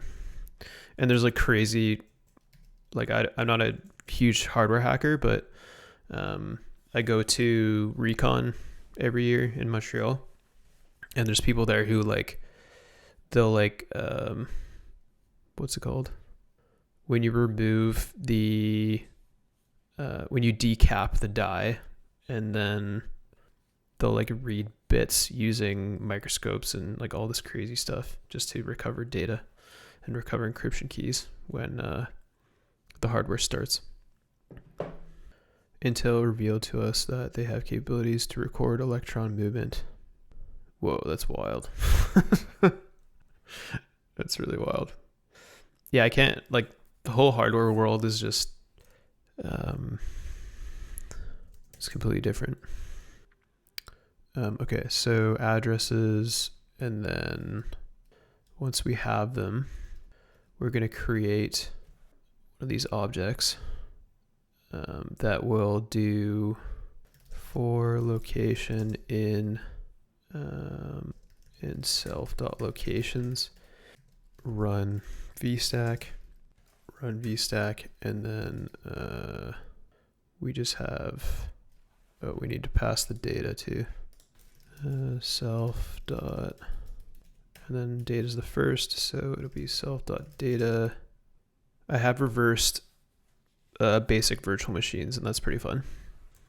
Like Zeus VM, like a lot of malware uses like the Quake VM because it's open source. Okay, so location, and then result, and we need a result array. I guess we want to preserve the initial deobfuscation, whatever. Maybe we can do that later. So let's set that as a to-do. We can do that now. It won't take very long. So what I was thinking was to keep any results that were there before. So let's comment that out. And then we just want to start, end, and then current. And then we'll get the current string. And then we'll say if location current, if the length of the current string at the location is greater than 0, then we'll emulate. Otherwise, we will write. Wait, we want this to be an array, and we can just write to the current location, and then this one we have location current. I guess current wasn't a great name. Is equal to e result. We'll say location e result, and then result dot append location. Okay, and then we'll return the result, and hopefully that just works. So in the other widget we'll do you need to do inheritance for the background? Yeah, I do. So that's all this is doing here. It's inheriting from background task thread. And this is a part of the Binary Ninja library. And then BGT or something. Let's see how it's done in the other project. Solver. Okay, and then s.start. Okay, looks pretty straightforward. And then do they return results from that? Are they doing stuff? Oh, they're updating stuff in here. I don't know if I can return information from the background thread. Thread start. I think I can just make a getter for that, because we'll still have the object. It won't be destroyed. Self.results is equal to result. Okay. And then we're going to do, so we'll do task is equal to emulate locations. Am I not importing? And we were passing the addresses and the portable executable, which we need to pass to this data. I think it's in class object here, which is .pe or something, I think. Task.start. And then once that finishes, crap, because I don't know if, and we need the canceled thing in here. Otherwise we won't be able to cancel it.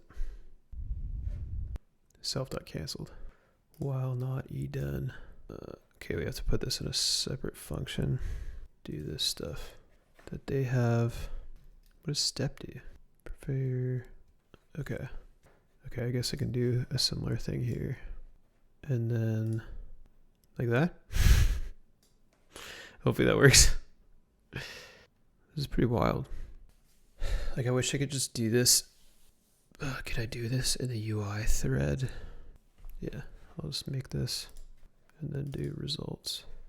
So basically, what I want to happen is, even if we cancel the background task, I want it to still populate the table in the UI with what we found thus far. So that's what I'm doing right now. And then while not canceled, and then I think that's it. Okay, and then once row. Okay, so I'm gonna need to repopulate the whole table now, whereas I didn't have to before. Result and enumerate results. Then we want data to be our. All right, how does that look? I have no idea if this is gonna work. But basically what I did was set up a separate thread to emulate all of our results, rather than doing this in the main thread, which is blocking the entire UI. And then, so let's test this to see if it works. Oh yeah, let's give it a shot. And then run this. So our first operation isn't going to be threaded, but I could make it threaded. When we get all the locations, I should probably also make this threaded, but okay, let's see. Length, locations, current. That should be a string, not an integer. Oh, that's why. All right, let's try this again. Okay, let's see. Let's do this again. And I do need to fix that UI, so maybe I'll do that later on, just because UI work might be a little bit boring. It's 16. Let's see, the main widget. I should probably be more careful with this code, so we're not debugging this for forever. Okay, let's see if, I just kind of want to see if this is going to work for this thread before re-implementing it for the discovery thread as well. I'm not seeing the cancelable task down below. So let me task.start. That looks okay. Okay, I'm just gonna add some logging so we know that it's actually executing the thread. So do this again. Let's see if I can look at that other code again. Oh, do I have to add a progress? Self.progress. Okay, it looks like it's hitting that first start, but then I'm not seeing any of those logs after that. It looks like to me it might just not be getting all the locations that were set in the initialization. Maybe I'll just log the, and then we can add some progress. So we'll just say active count, self.progress. So I can just say total locations is equal to, okay, let's see if that worked. Weird. In emulation location function. Okay. Okay, let's try copying what I have right now. And I'll do the progress while we're waiting. Okay, result. Dot append. Okay, so I'm just gonna run this again real quick. Get locations. All right, and then we could do total targets is equal to self dot locations length, and then our progress will be enumerate locations I, and then self dot progress is equal to related ranges. Then we'll specify our total and I, something like that. Okay, so why am I not seeing the, okay, maybe if I add the progress it'll show up. Here, I'll turn up the music a little bit. Let me know if it's too loud. Okay, do that again. In hindsight, I probably should have just added the thread for the initial task so we weren't waiting for it every time. That's okay. We're learning. Okay, I'm going to start on the next thread while this runs. Yeah, I'm not seeing the progress either. Maybe it's my code. It seems like the thread is exiting before it's done. I see what it was. All right, this should work now. Basically, my logic for checking the current string value is incorrect. Okay, now we need to load pipeline. Okay, we just need to add one more function, and then that should be good. We will see.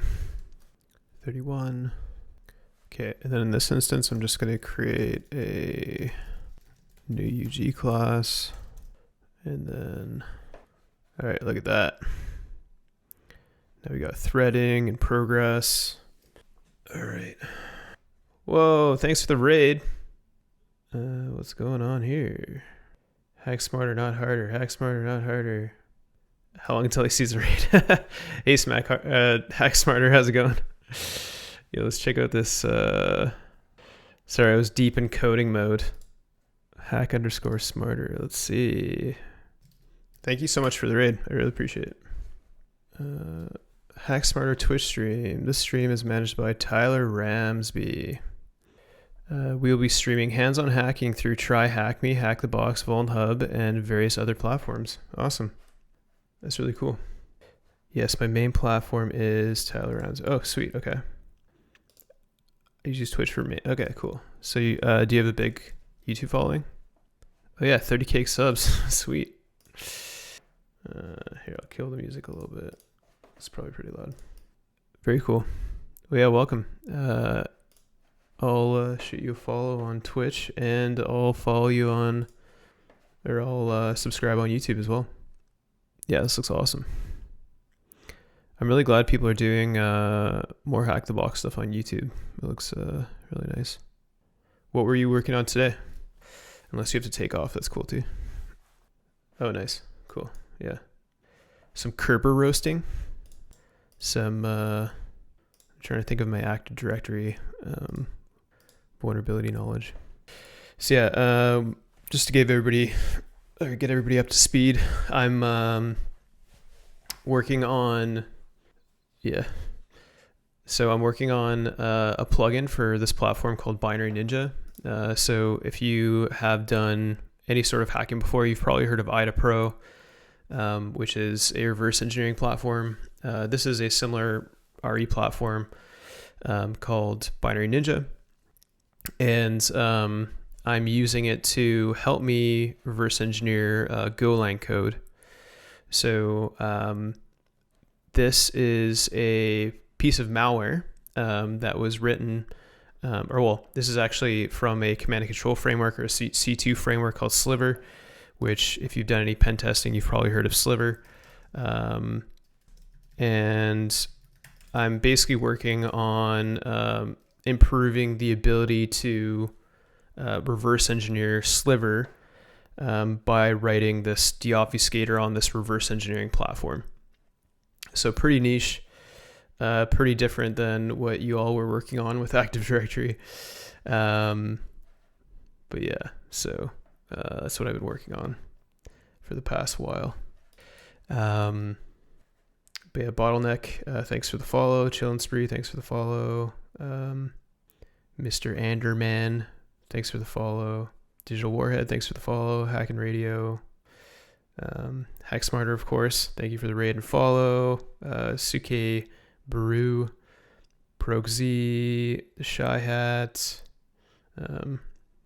Neospring, thanks for the follow, appreciate it. All right, so and yeah, so currently I just finished adding some threading, so we could better debug kind of where this was getting hung up in some places.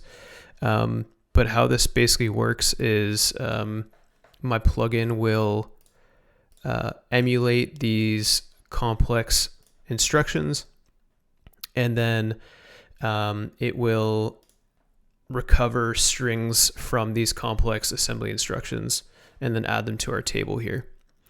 Does the code have to have a GitHub repository? The current code that I'm working on? Or if you were going to teach people how to reverse engineer with only free software, would you use Ghidra, IDA Free, or something else? So the Shy Hat, I would probably use Ghidra. So Bottleneck, there's like a really early version on my GitHub. I can link it. This is my personal GitHub. So that's like a very early version, but I'm going to throw this new version up on GitHub/InvokeRE, which is my company. Invoke-RE. It'll be up here later.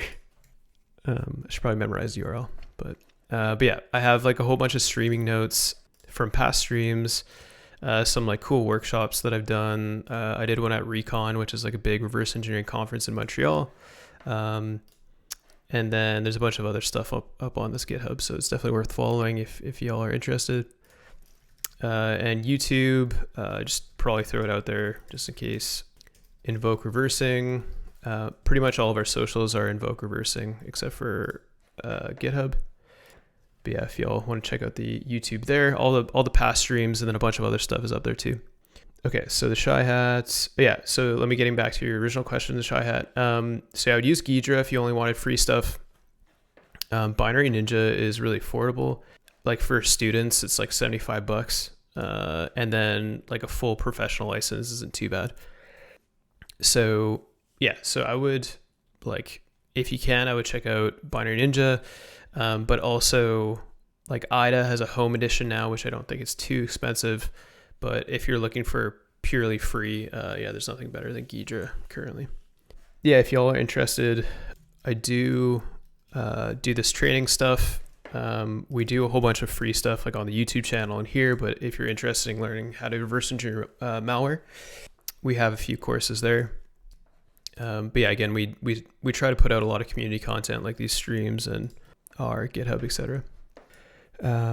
Digital Warhead, do you have any concerns with Ghidra and its developer, or am I being paranoid?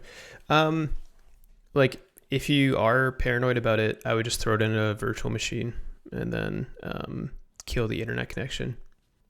But since it's open source, I don't really think there's too much to worry about.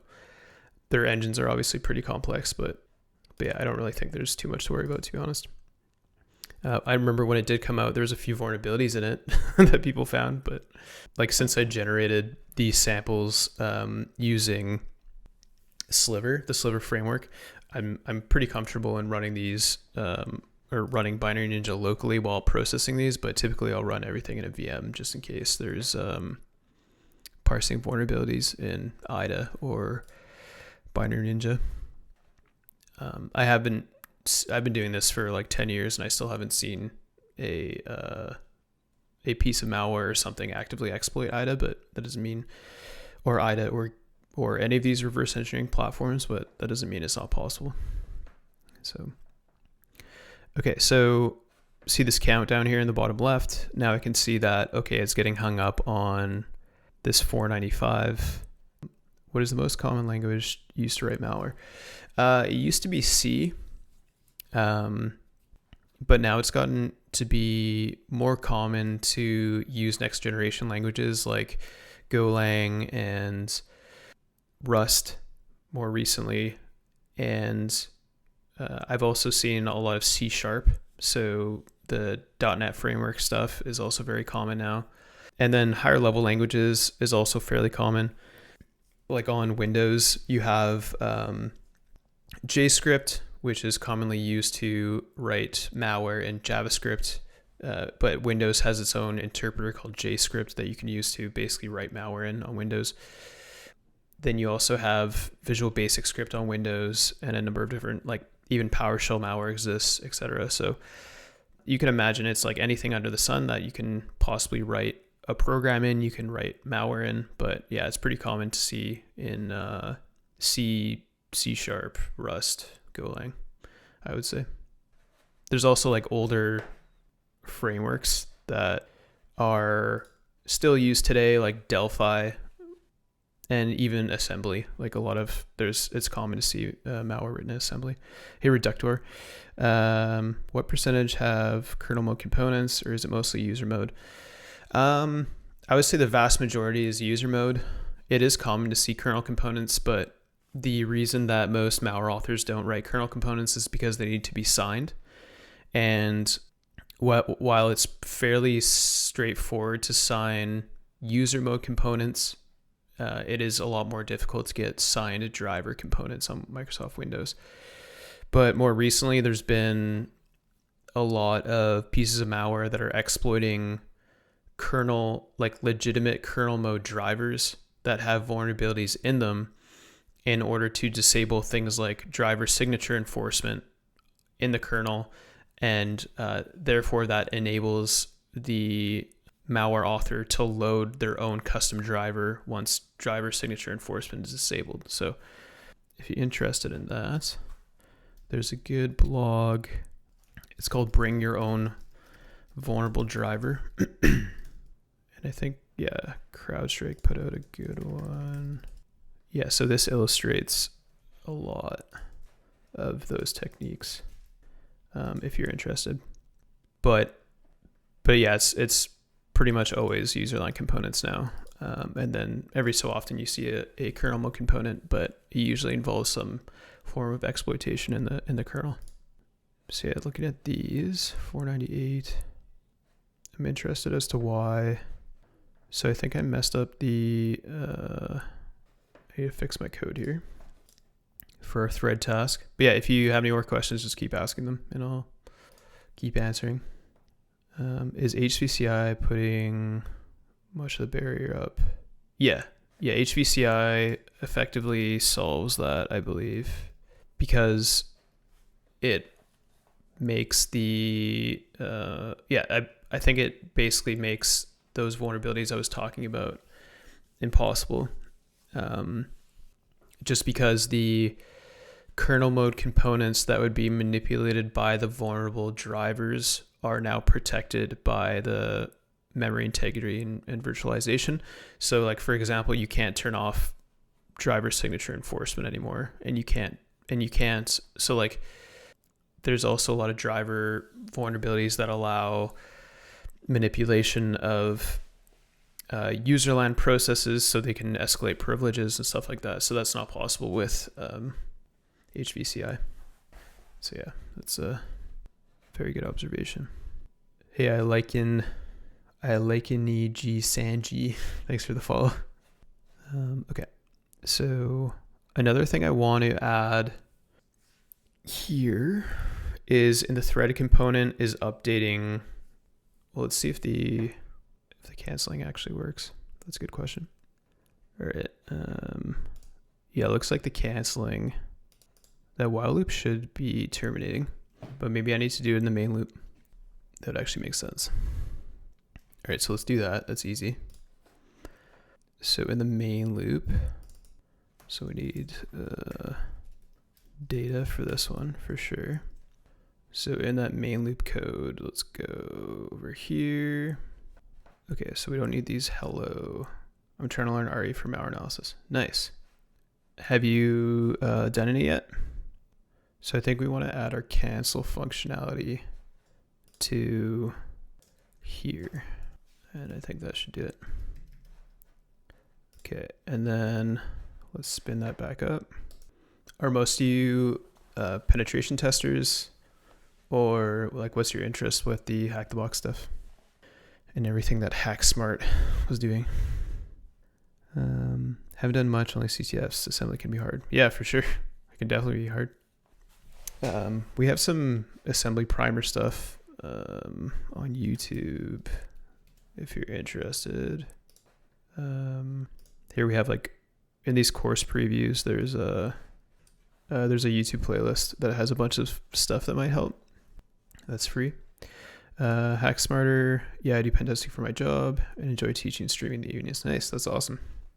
Yeah, I used to really want to be a pen tester, but my kind of career path changed when I was younger. I used to do web app pen testing, but we're saying like 2012 and like before that.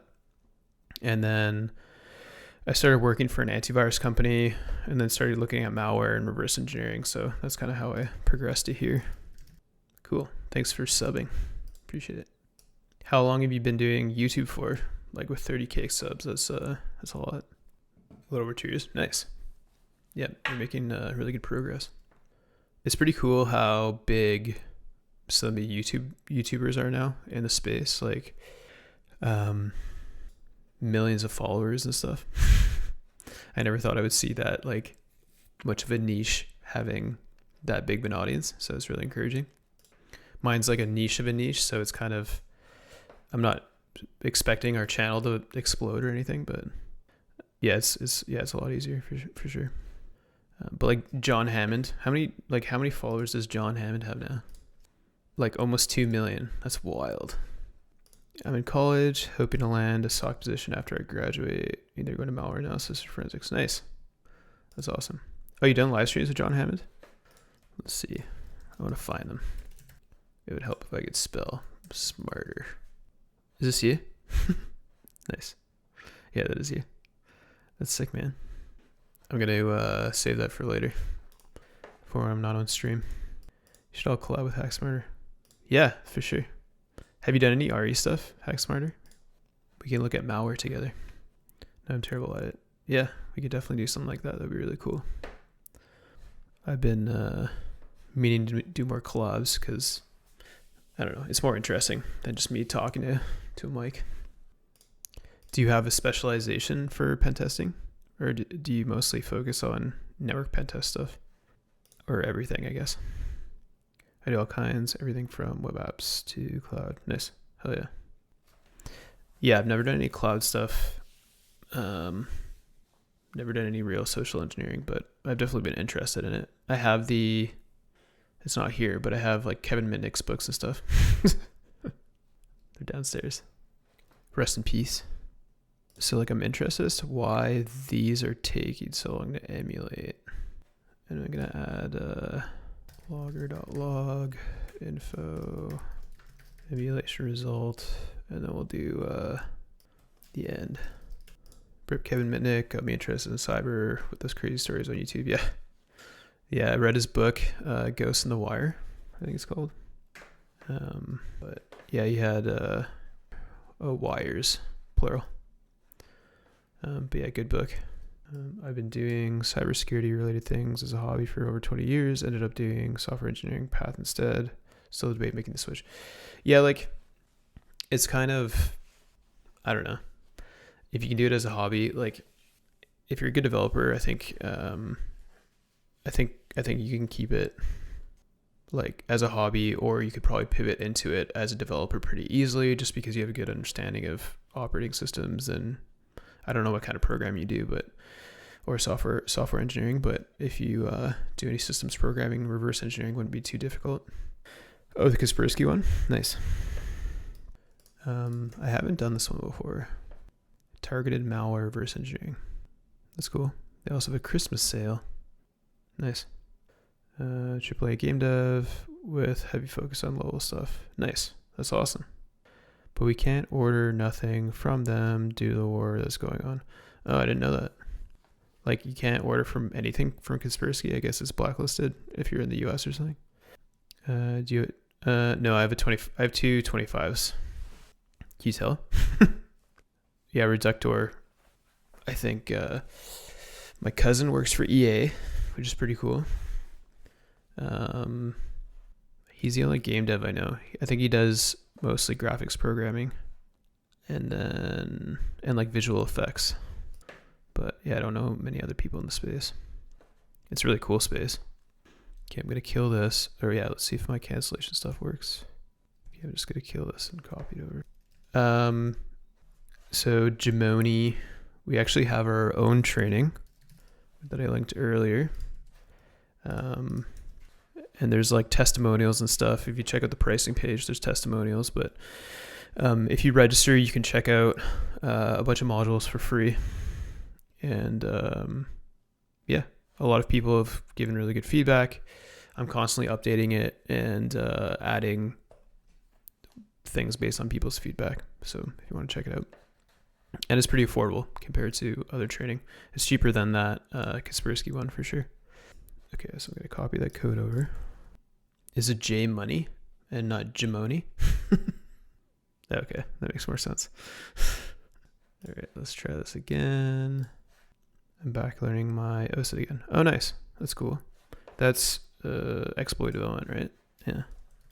Yeah, I also want to do Vuln Dev, like low-level Vuln Dev, but maybe I can at some point. But yeah, the OffSec trainings are pretty good from what I understand. I also wanted to do my OSCP at some point, but never got around to it. I got Maldev Academy. Yeah, I heard they're really good too. Is their pricing still the same? Oh, nice. Lifetime access. What's the database? The malware development database? Nice. This is cool. I think I remember when they launched this, but I didn't know there's so much in it. Like NIM, Rust, Python, C. This is really cool. Their pricing is also really good. Like $6.99 for lifetime access is crazy. Do you recommend some coding experience before signing up for your training? Like usually, here I'll just like read out. We have like recommendations that I usually provide to folks. So like usually we suggest having some Microsoft Windows and like operating system internals experience. Just like knowing what a process is, what a file is, what a directory is, what the registry is, stuff like that. Having some like command line experience if you can. And then if you know anything about like networking protocols, that's a big plus. But really you don't have to have a core programming background before you take the course. But if you've done like any C and C++, that'll be a big plus because we talk about pointers and structures and enums and like things that you would use in C and C++. But we've had people complete the course who aren't like core programmers. I don't know if that's helpful at all. But yeah, for us, like $2.99 for the IDA version, and then $3.99 for the Binge edition, and then you get a Binary Ninja license with the course, which is pretty cool. Knowing how to code in multiple languages is super beneficial. I'm taking it slowly by learning C and Rust. Yeah, for sure. I primarily write Python, but if you all watch me write Python, you'll know that I'm not a very good developer. But yeah, if you can learn multiple things at the same time, it's pretty awesome. Okay, so now we're getting the results at the same time in our thread. And then we can also see where things are being slow. So this looks like a false positive that I can probably fix later. If you're learning those languages, I would recommend to get familiar with Compiler Explorer. Garble, is that what you mean? Reductor, $3.99 with Binge license sounds like a steal. Yeah, it's a good deal. When do you recommend? Come on, because this is what I love learning. You got the skills set for life. Yeah, I hope so. I hope AI doesn't take my skills. Godbolt. Yeah, this thing's awesome. Like, I think, do they have Go in here? Oh, no, they don't. But yeah, this thing's awesome. They have like everything but, oh, they do have Go. So like this is similar to what we're reversing right now, except I don't know what this is. GC. Oh, this is the Go compiler. So this is like probably some Golang intermediate format. But yeah, Godbolt's really cool. They have like Java, the Java IL, JavaScript. Nice, this is awesome. LVMIR. Yeah, then this would be the Python intermediate language. I'm just curious though, if you were to compare the GIAC reverse engineering course with your course, what are each pros and cons? So I did the GIAC. I never did the actual exam, but I did the GIAC training materials like 5 years ago or something. And I did think they were quite similar to our training, but I think it's changed quite a bit since I've done it. But at the same time, if I recall correctly, it was like slides and not write-up information that we have. So like, if I go to one of the course previews, we have like both written and video content, which is pretty cool. Like you get full lab manuals. This is a full lab manual. And so not only do I have videos for every single lab that you have to do in the course, but there's also like full written content. So if say your learning style is like you don't like watching videos, all of you are watching me on Twitch right now, so you probably like watching videos, but say you don't like to, or like a lot of folks are, if like English isn't their first language or whatever, it's a lot easier for them to read through the lab manuals and stuff like that. So that's a big differentiator with GIAC, is I don't think they have that.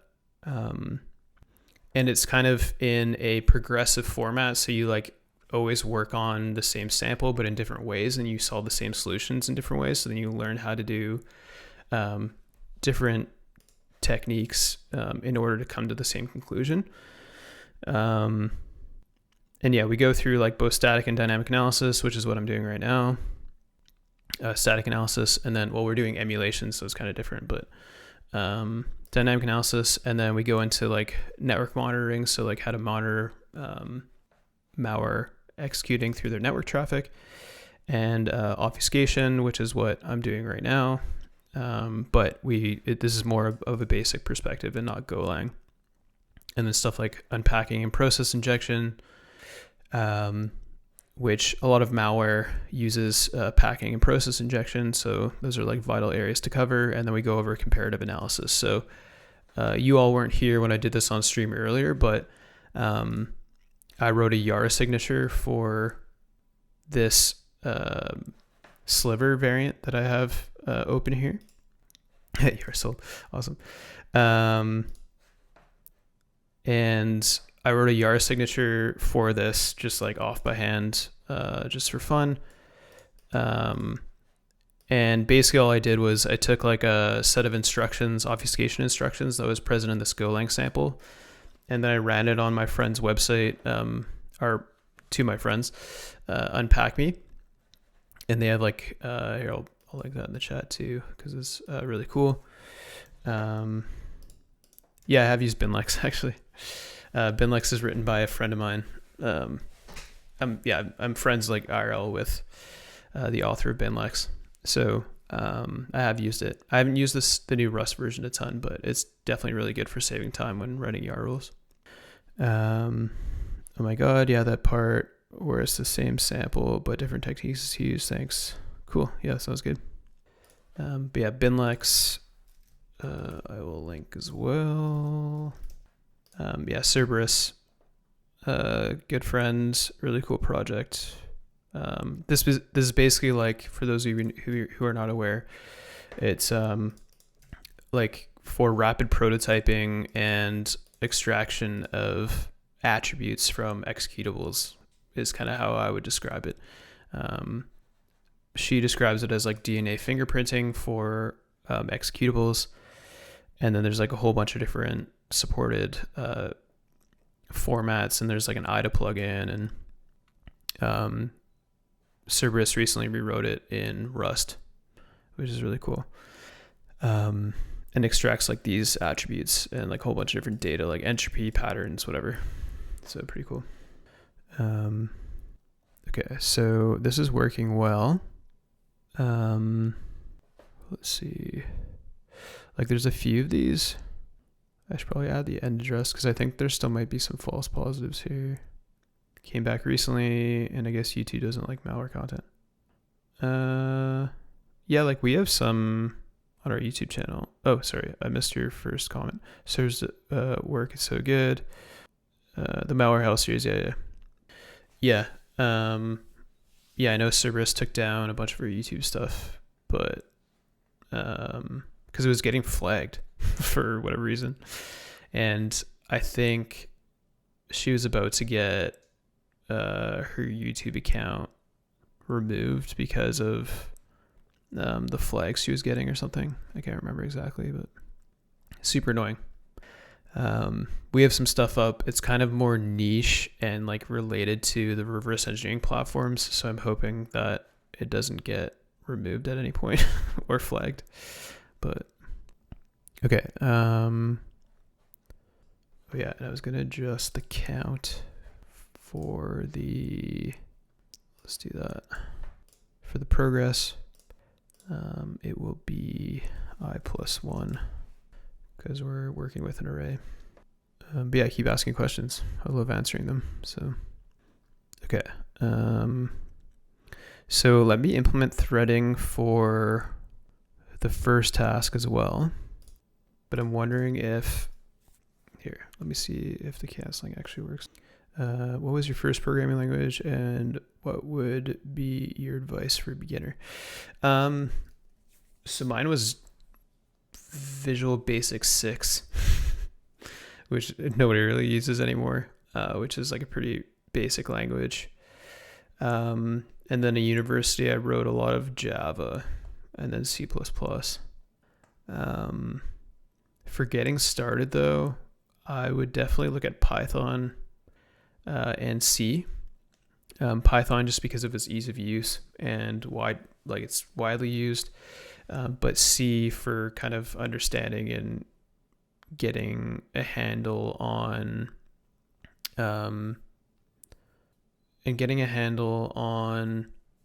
the operating system internals and low-level concepts like pointers and enums and structs, like those things that I was talking about earlier, and memory management.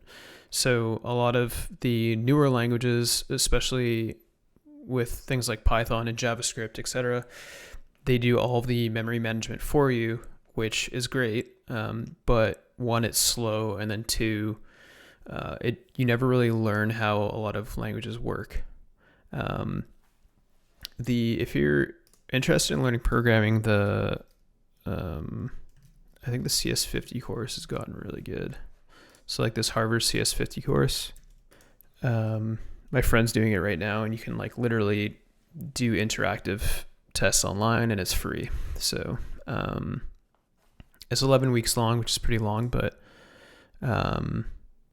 you can get a certificate for like $200 or whatever if you want.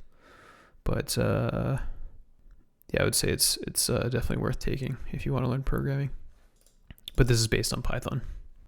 And then once you learn like C, you can move on to learning C++ because it has a lot of these like higher level constructs that these other languages have, and mod in C++ is a lot easier to write. And then I would take a look at things like Golang and Rust, which are kind of third generation languages that a lot of people are learning and writing now. That'd be my general advice, but kind of, the canceling worked. Sweet. But yeah, to kind of each their own. I think my buddy's doing it right now, and I think this is the one he's doing, and it's mostly code. But they'll also teach you like algorithms, data structures, resource management, stuff like that, which is like definitely important when you're learning how to program. But on that note, I'm actually going to just run to the washroom. I'm just going to run a quick ad for that course I kept talking about, and then I'll be right back. Hey everyone, my name is Joshua Reynolds, and welcome to the Invoke RE Introduction to Malware Binary Triage course. Throughout this course, you will learn to triage and reverse engineer malware binaries using a number of proven techniques. These include static analysis, which is the concept of analyzing malware at rest, and dynamic analysis, which is the concept of analyzing malware as it executes. We will also be analyzing network protocols used in malware command and control communications, malware obfuscation, packers and how to unpack them, process injection, how to write effective Yara rules to detect malware variants, and how to compare malware samples at a binary level. This course consists of 11 modules, each containing lectures and practical labs to apply knowledge that you have gained as you complete the course. We provide both video and written materials, so no matter what your learning style is, you can complete the course successfully. Thank you for checking out the course, and we look forward to teaching you.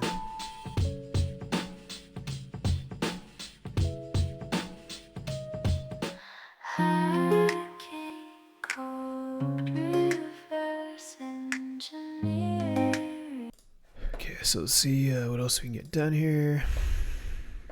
So it looks like the table is not being updated, even though it's canceled. So I could do that. And I could finish the other thread stuff. But I'd really like to update the table as the tasks come in. I just don't know how I can, because they're being printed, but I want to update the UI. Like I can't just pass an object reference to the thread, can I? All right. Hey, effing Lev, what's going on? Oh yeah, and before I forget, I'm just going to link the Discord. So if Bottleneck or Alex Sanj, if you're still around. Not a lot of coders on Twitch. Yeah, I know, we're trying to change that. But yeah, join the Discord if you want to hang out. Okay, so then what else do we got here? I just don't know how I can add that UI element from the threaded task. It has to be possible because I know they do it in other plugins. So sweet. Yeah, looking forward to chatting more. Like, can I just pass the self object? Let's see. Okay, maybe I'll do the threading in the other one first. Well, let's see. Okay. So in the init, can I do self dot is equal to UI? I just want to see if this will work. It probably won't, but thanks for the follow. I like any G Sanji, J Money, thanks for the follow. Orcs, thanks for the follow. Alan, Javiga, thanks for the follow. F and Lev, thanks for the follow. Appreciate it. Okay. All right, yeah, I just want to see if this will work. So we're initializing the thread up here, and then we want to do self. I don't know if that'll work, but we might as well try. And then we could do something like self.table widget UI dot. All right, and then we're gonna need to add QTable widget to this library, and this will be location, something like that. So we don't have to worry about populating that table at the end, and we don't have to worry about populating when it's canceled. But I don't know if this will actually work. So I'm writing a plugin for this reverse engineering platform called Binary Ninja. And this will basically help me reverse engineer obfuscated Golang binaries. If that doesn't make sense, basically like these Golang or Go language binaries have this complicated code that's implemented using a library. And basically I'm writing this plugin that will execute these instructions in the database and then give me the result in the database, if that makes sense. It's pretty niche, but it's pretty fun. And then basically all I'm doing now is like adding UI components, making it more user friendly and threaded and stuff like that. Because before it was blocking the entire UI like it's doing right now. When it's doing that second step, I'm going to make it not block the entire UI when it does that first step, but that one's pretty fast compared to the second step. So oh man, that worked. Did you see that? Now it's populating the table in real time. Wow. I can't believe that actually worked. Hell yeah. So basically it's running these like jumbled instructions and then getting the string from it by executing these sequences of code. And I had to add threads because it was like really slow in some parts. So like this part, for example, I think just has a lot of instructions, which is why it's taking a little bit longer. What's interesting though is that BA98 46 BC4F. Are these out of order? 46 BC4F. Where's that address? Oh, cool. Yeah, that sounds good. Okay, back when you said you want your OSCP, please don't waste your time. Even OffSec said it's just a basic cert. Good for HR if you're looking to OffSec training and complete the cyber world focus on programming or create skill. Yeah, like I probably wouldn't do the OSCP now. But I think there's like others that I would look at for sure. I've had friends do the OSWE. They liked it. The OSEP, I can't remember what that is. Oh, the Advanced Pen Test course. Okay, that makes sense. Yeah, it's cool. Nice. Yeah, it looks good. Parse floatx. Okay, this one didn't work. I think it's probably too small. So then I have like, let's see, vstack. So I can like do this from the command line too, so I don't have to do it all in the Binary Ninja UI. So say I wanted to figure out why this one didn't work. I could copy this and this other one, where the stopping address is, and then let's get rid of, let's say like, yeah, so infinity was the string. So I just need to adjust my my length for that one. So let's do that. So that would be the threaded version, right? Right here. So again, this is kind of obscure, but this is like this vstack pipeline I'm using is emulating the instructions that I'm extracting from the database. Whoa. Hey, Lena's Corner, how's it going? Another raid. 2 raids in one night. That never happens. That's never happened to me before, ever. Python, yeah. What's going on? Michael, IPC Gamer. How's it going, Lena's Corner? Let's check out the channel. Lena's Corner. Just chilling and trying to code using JavaScript, TypeScript, React. Nice. Awesome. I will follow in my other screen, which actually has my Twitch account logged in. I have turned on notifications. How's everybody doing? Hey, Nexon C, what's going on? Which version of Python? I think it's old. Let's see. System, isn't it like system.version or something? Import sys 3.10. So not the most recent, but not terribly old either, I guess. Better than I thought. I think my local one is, or use 3.6. Nice. So just to get everybody up to speed, I am doing some reverse engineering. So this involves looking at the assembly instructions for a given program and then deriving what the program is doing based on those instructions.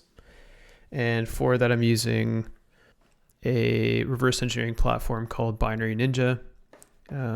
So I'll link that. And this basically allows you to analyze the program's assembly code and reverse engineer them to the point of being able to understand them. And the program that I'm reverse engineering is a piece of malware that is written in Golang. NextNC is available for Linux. It is. Yeah. So the malware is written in Golang. I believe Binary Ninja is written in C++, but it's closed source. They have a lot of open source components, but yeah, the vast majority is closed source. So in a lot of this Golang malware, use this project that I'm currently reverse engineering, they use this project to make reverse engineering their Golang code more difficult because it obfuscates it. So like some of you may know, if you've written JavaScript and TypeScript, etc., you have like online obfuscators, like I think obfuscator.io is an example of this for JavaScript. So you have this like hello world, and then you have all these obfuscation transformers, and basically you can take an input piece of code like this, hit this obfuscate button, and then turn it into this.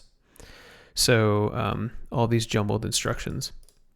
So basically that's what this Golang library does, and it produces binary code that's difficult to reverse engineer.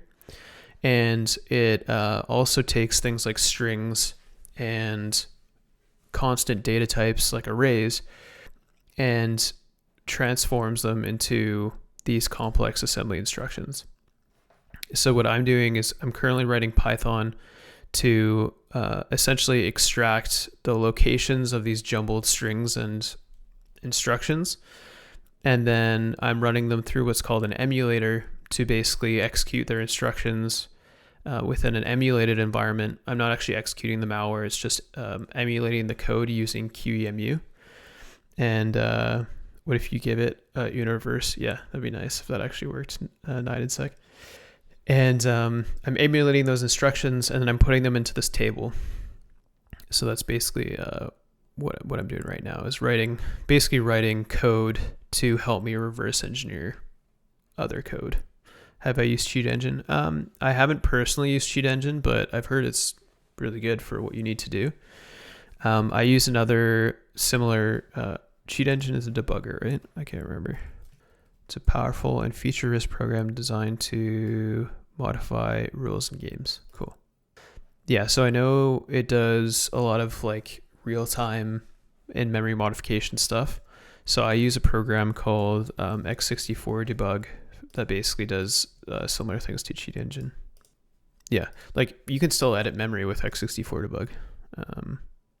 Okay, cool. Yeah, so it's similar to this is similar to Cheat Engine, but this is like a full-blown debugger, so it lets you like do a whole bunch of different stuff. So like view memory symbols, threads. It'll disassemble the code like similar to Binary Ninja, etc. So I can show you an example if you're interested. This is another reverse engineering program called IDA, which is also very common. So if I open, let's open x64 debug here, and I open just like a normal Windows program like, or System32, like Notepad. Then this is actually Notepad executing in memory. Then if I hit run here, then I can see the Notepad program running, and it still works.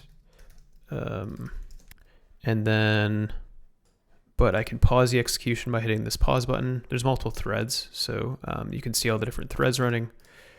I can pause the execution, and then, I don't know, I can do stuff like search in memory for a specific pattern.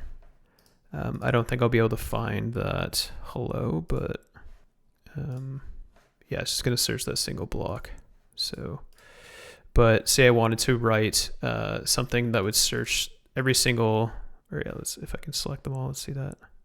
So every user mode, memory address. Oh, I didn't mean to do that. Say I wanted to find that pattern. Let's see if this works. Then that pattern shows up, but test is going to be pretty common. Twitch shouldn't be common though. So if I search for Twitch, let's see if it shows up.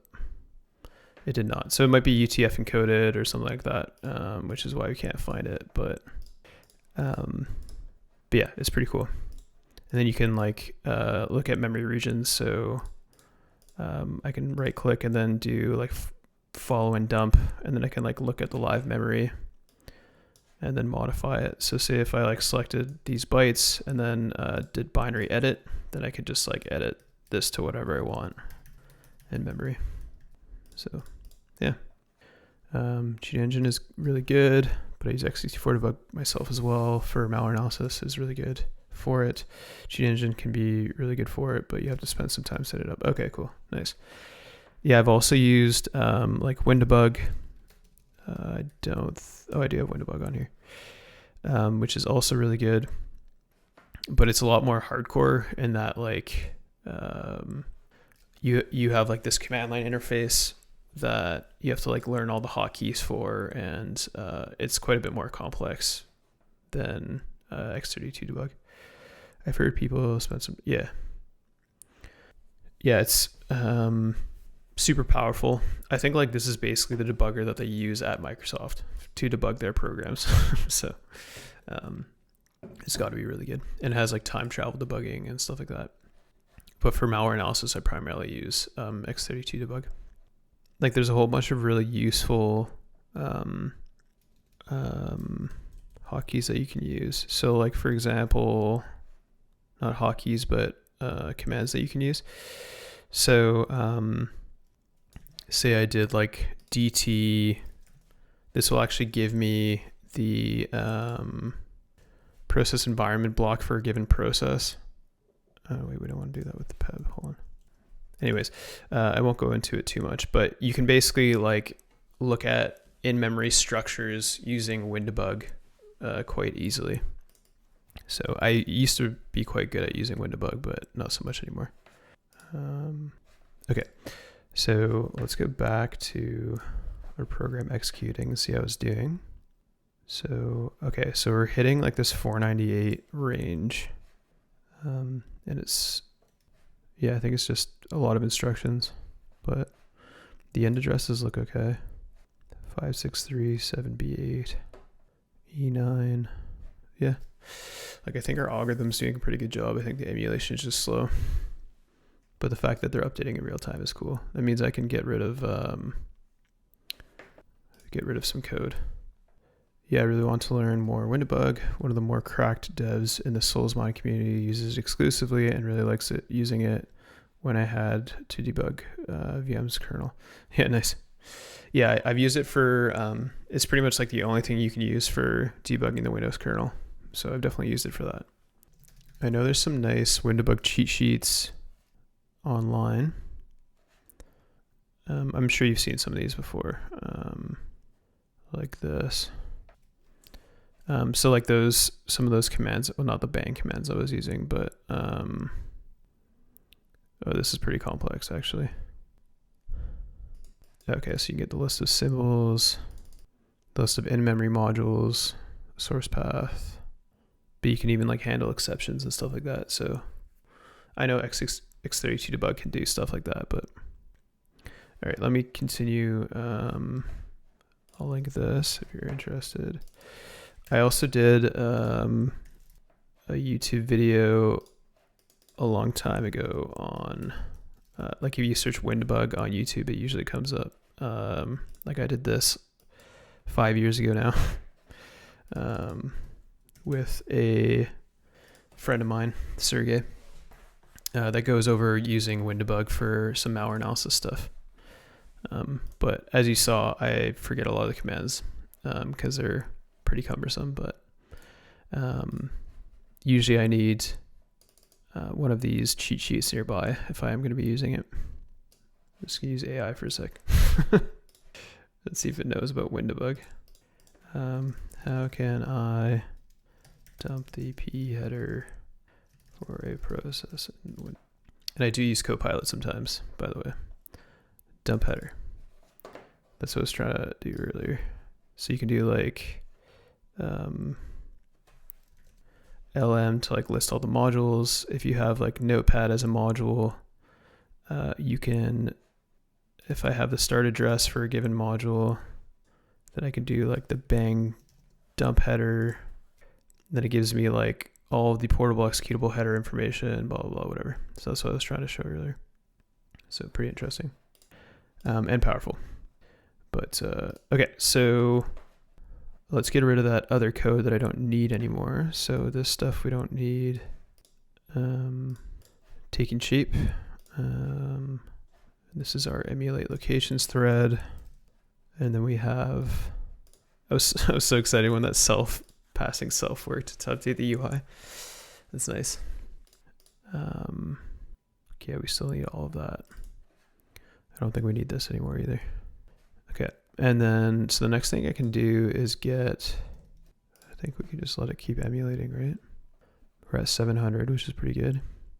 So like the other thing I wanted to look at was potentially identifying the functions that had more interesting strings in them, if that makes sense. So like the user-defined ones or the malware author-defined strings. Because these are primarily the Golang library strings, so not super interesting for us. Still good for identifying libraries, but yeah, not super good for...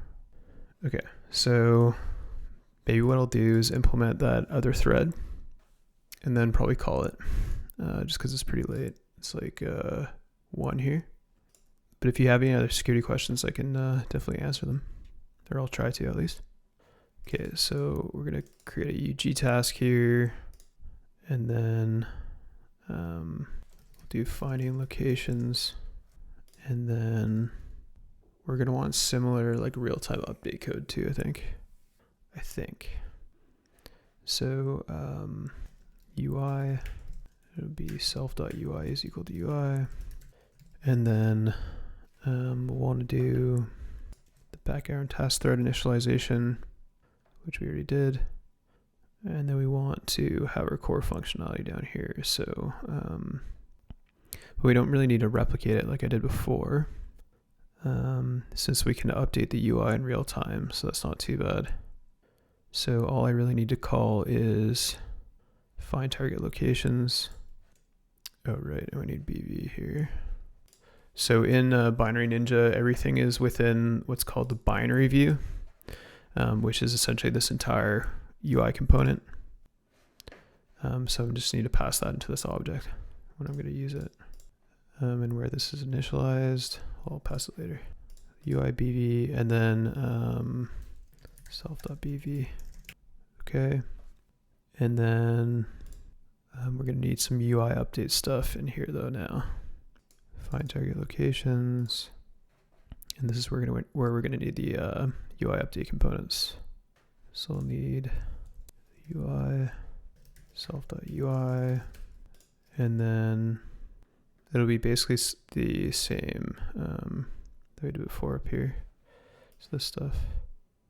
I think this is a generator, so I'm going to have to get a list from this. Okay.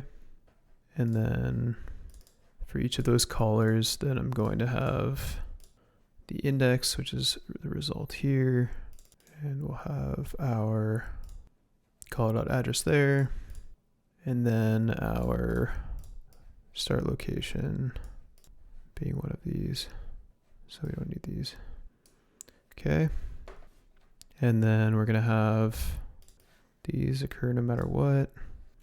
Okay, maybe I'll just do that in these cases. Okay, and then let's keep doing this. So I need to add the log up here. All right. Okay, so now that's updating in real time. And then, actually don't need to return anything now. Okay, regress from call site, cool. And then now we need to pass the UI to this object.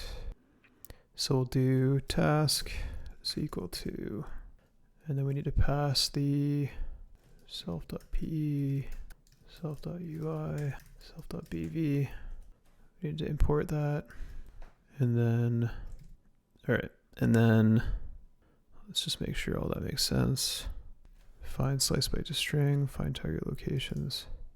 Okay, this is what we want to pass bv to. Okay, all right, I think that should work. Hopefully. And then we need to add progress. Maybe we won't be able to get progress for this one, but let's try this first. So I'm just looking at these emulation results to see what came up. All right, let's just try it. How y'all doing? Oh, I don't think I put in the cancellation functionality for this. We'll do task, and then we'll have our progress updates as well. Hey /Holicious. Might be a weird question, but do you have any suggestions or advice on improving analytical, critical thinking skills, specifically centered on a role like a SOC analyst? I would try out some CTFs if you've heard of them. Like, they can be really fun. And like Pico CTF, for example. Or yeah, CTF time is a good link. Thanks, not dank enough. But like Pico CTF, I think is up year round. Yeah, like here I'm just gonna turn down a little bit. But basically, I think for analytical skills in computer security, I think CTFs are a good starting point. Same with reading and writing code. With respect to critical thinking skills, to be honest, like I don't have any great suggestions for critical thinking. I think it's something that I've just gotten better at over time. Yeah, malware traffic analysis is awesome. Yeah, I might have to think about the critical thinking stuff because it's kind of, I think probably the biggest factor for me was going through like a university degree, but I know not everybody can do that or has the time or money, etc. But it really taught some critical thinking skills that I probably wouldn't have gained elsewhere. But yeah, for analytical skills with respect to computer security, I would definitely check out trying out some CTFs. They're fun and you can join a team and you can learn a lot. I would play with labs, but not completely rely on labs alone. Read write-ups from bigger orgs like Unit 42 and other SOC teams. Would you say analytical critical thinking skills are something you have or you don't have? Oh no, they can definitely be learned for sure. If you have like a lot of self-discipline and you're able to like sit down and perform tasks, I think like that's the biggest first hurdle that people struggle with. Like I've been suggesting like courses you can take and things that you can do over time to help with your skill improvement in general. And being able to sit down and actually complete courses, I think is the biggest thing that people struggle with. Like I've suggested CS50, blah, blah. And with respect to actual analytical skills, those can definitely be learned. Like I would say when I when I got out of university and I started joining the private industry, I was definitely not an extremely analytical person, and I think it just kind of years of experience I've gained more and more insight as to how to be more analytical with problems that are put in front of me, if that makes sense. What's your opinion about Flare On? Have you tried it? Yeah, you're fun. I've definitely done Flare On in the past. I didn't do it this year just because I was super busy with stuff for my business. But yeah, I've definitely done it in the past. I think it's a really good platform for learning how to reverse engineer and do malware analysis. There was somebody who did, which was the past, I think this is it. Twitch programming. Yeah, okay. So, Based God did a full playlist of this year's Flare On challenges. I haven't watched them, but they look pretty awesome. So, I would suggest checking out that playlist for Flare On stuff. Yeah, always happy to try and provide advice where I can, but sometimes I'll come up short with just how to approach certain things or problems or whatever. Missing 2 required positional arguments, UI and BV. Oh, I think I'm initializing these. Okay, and then I know this is initialized in UI, so we want to stop that from happening now. So that's where that exception was happening. Because now when that button's pushed, we're initializing that object. And then basically we're using this table as a data store in between object runs. But yeah, probably going to call it pretty soon here, as I'm pretty tired. But I really appreciate y'all sticking around. This has been really cool. And I can tell my programming is getting worse because I'm tired. Almost there. But yeah, it's almost been like 6 hours since I've been streaming, so let's see. Yeah, it's gonna be kind of a pain. Okay, there's probably another reference to this, or let's see if it actually updates the UI. It should be updating already, but maybe that first one is what takes the longest. Yeah, it should be updating already, so at least we're running in the thread now. Hey, y'all doing? The threading's working, but I'm not seeing updates in the UI, so I'm trying to figure that out. I think I just forgot to start it. Oh man. Caller and callers cannot unpack non-iterable reference object. Why is it not updating the table? Maybe I should just add them to the table after the fact, if I can. Yeah, I have no idea why it's not updating the UI component. Maybe I can't update the UI from a sub-object. All right. Yeah, for whatever reason, the sub-object wasn't updating the UI. All right, I think all of our multi-threading is working. And I can even deobfuscate strings as the rest of the stuff is being processed. So that's really cool. So I'm probably going to call it there. Thanks everybody for sticking around. I really appreciate it. Basically just need to adjust some of the sub-objects, some of the static methods.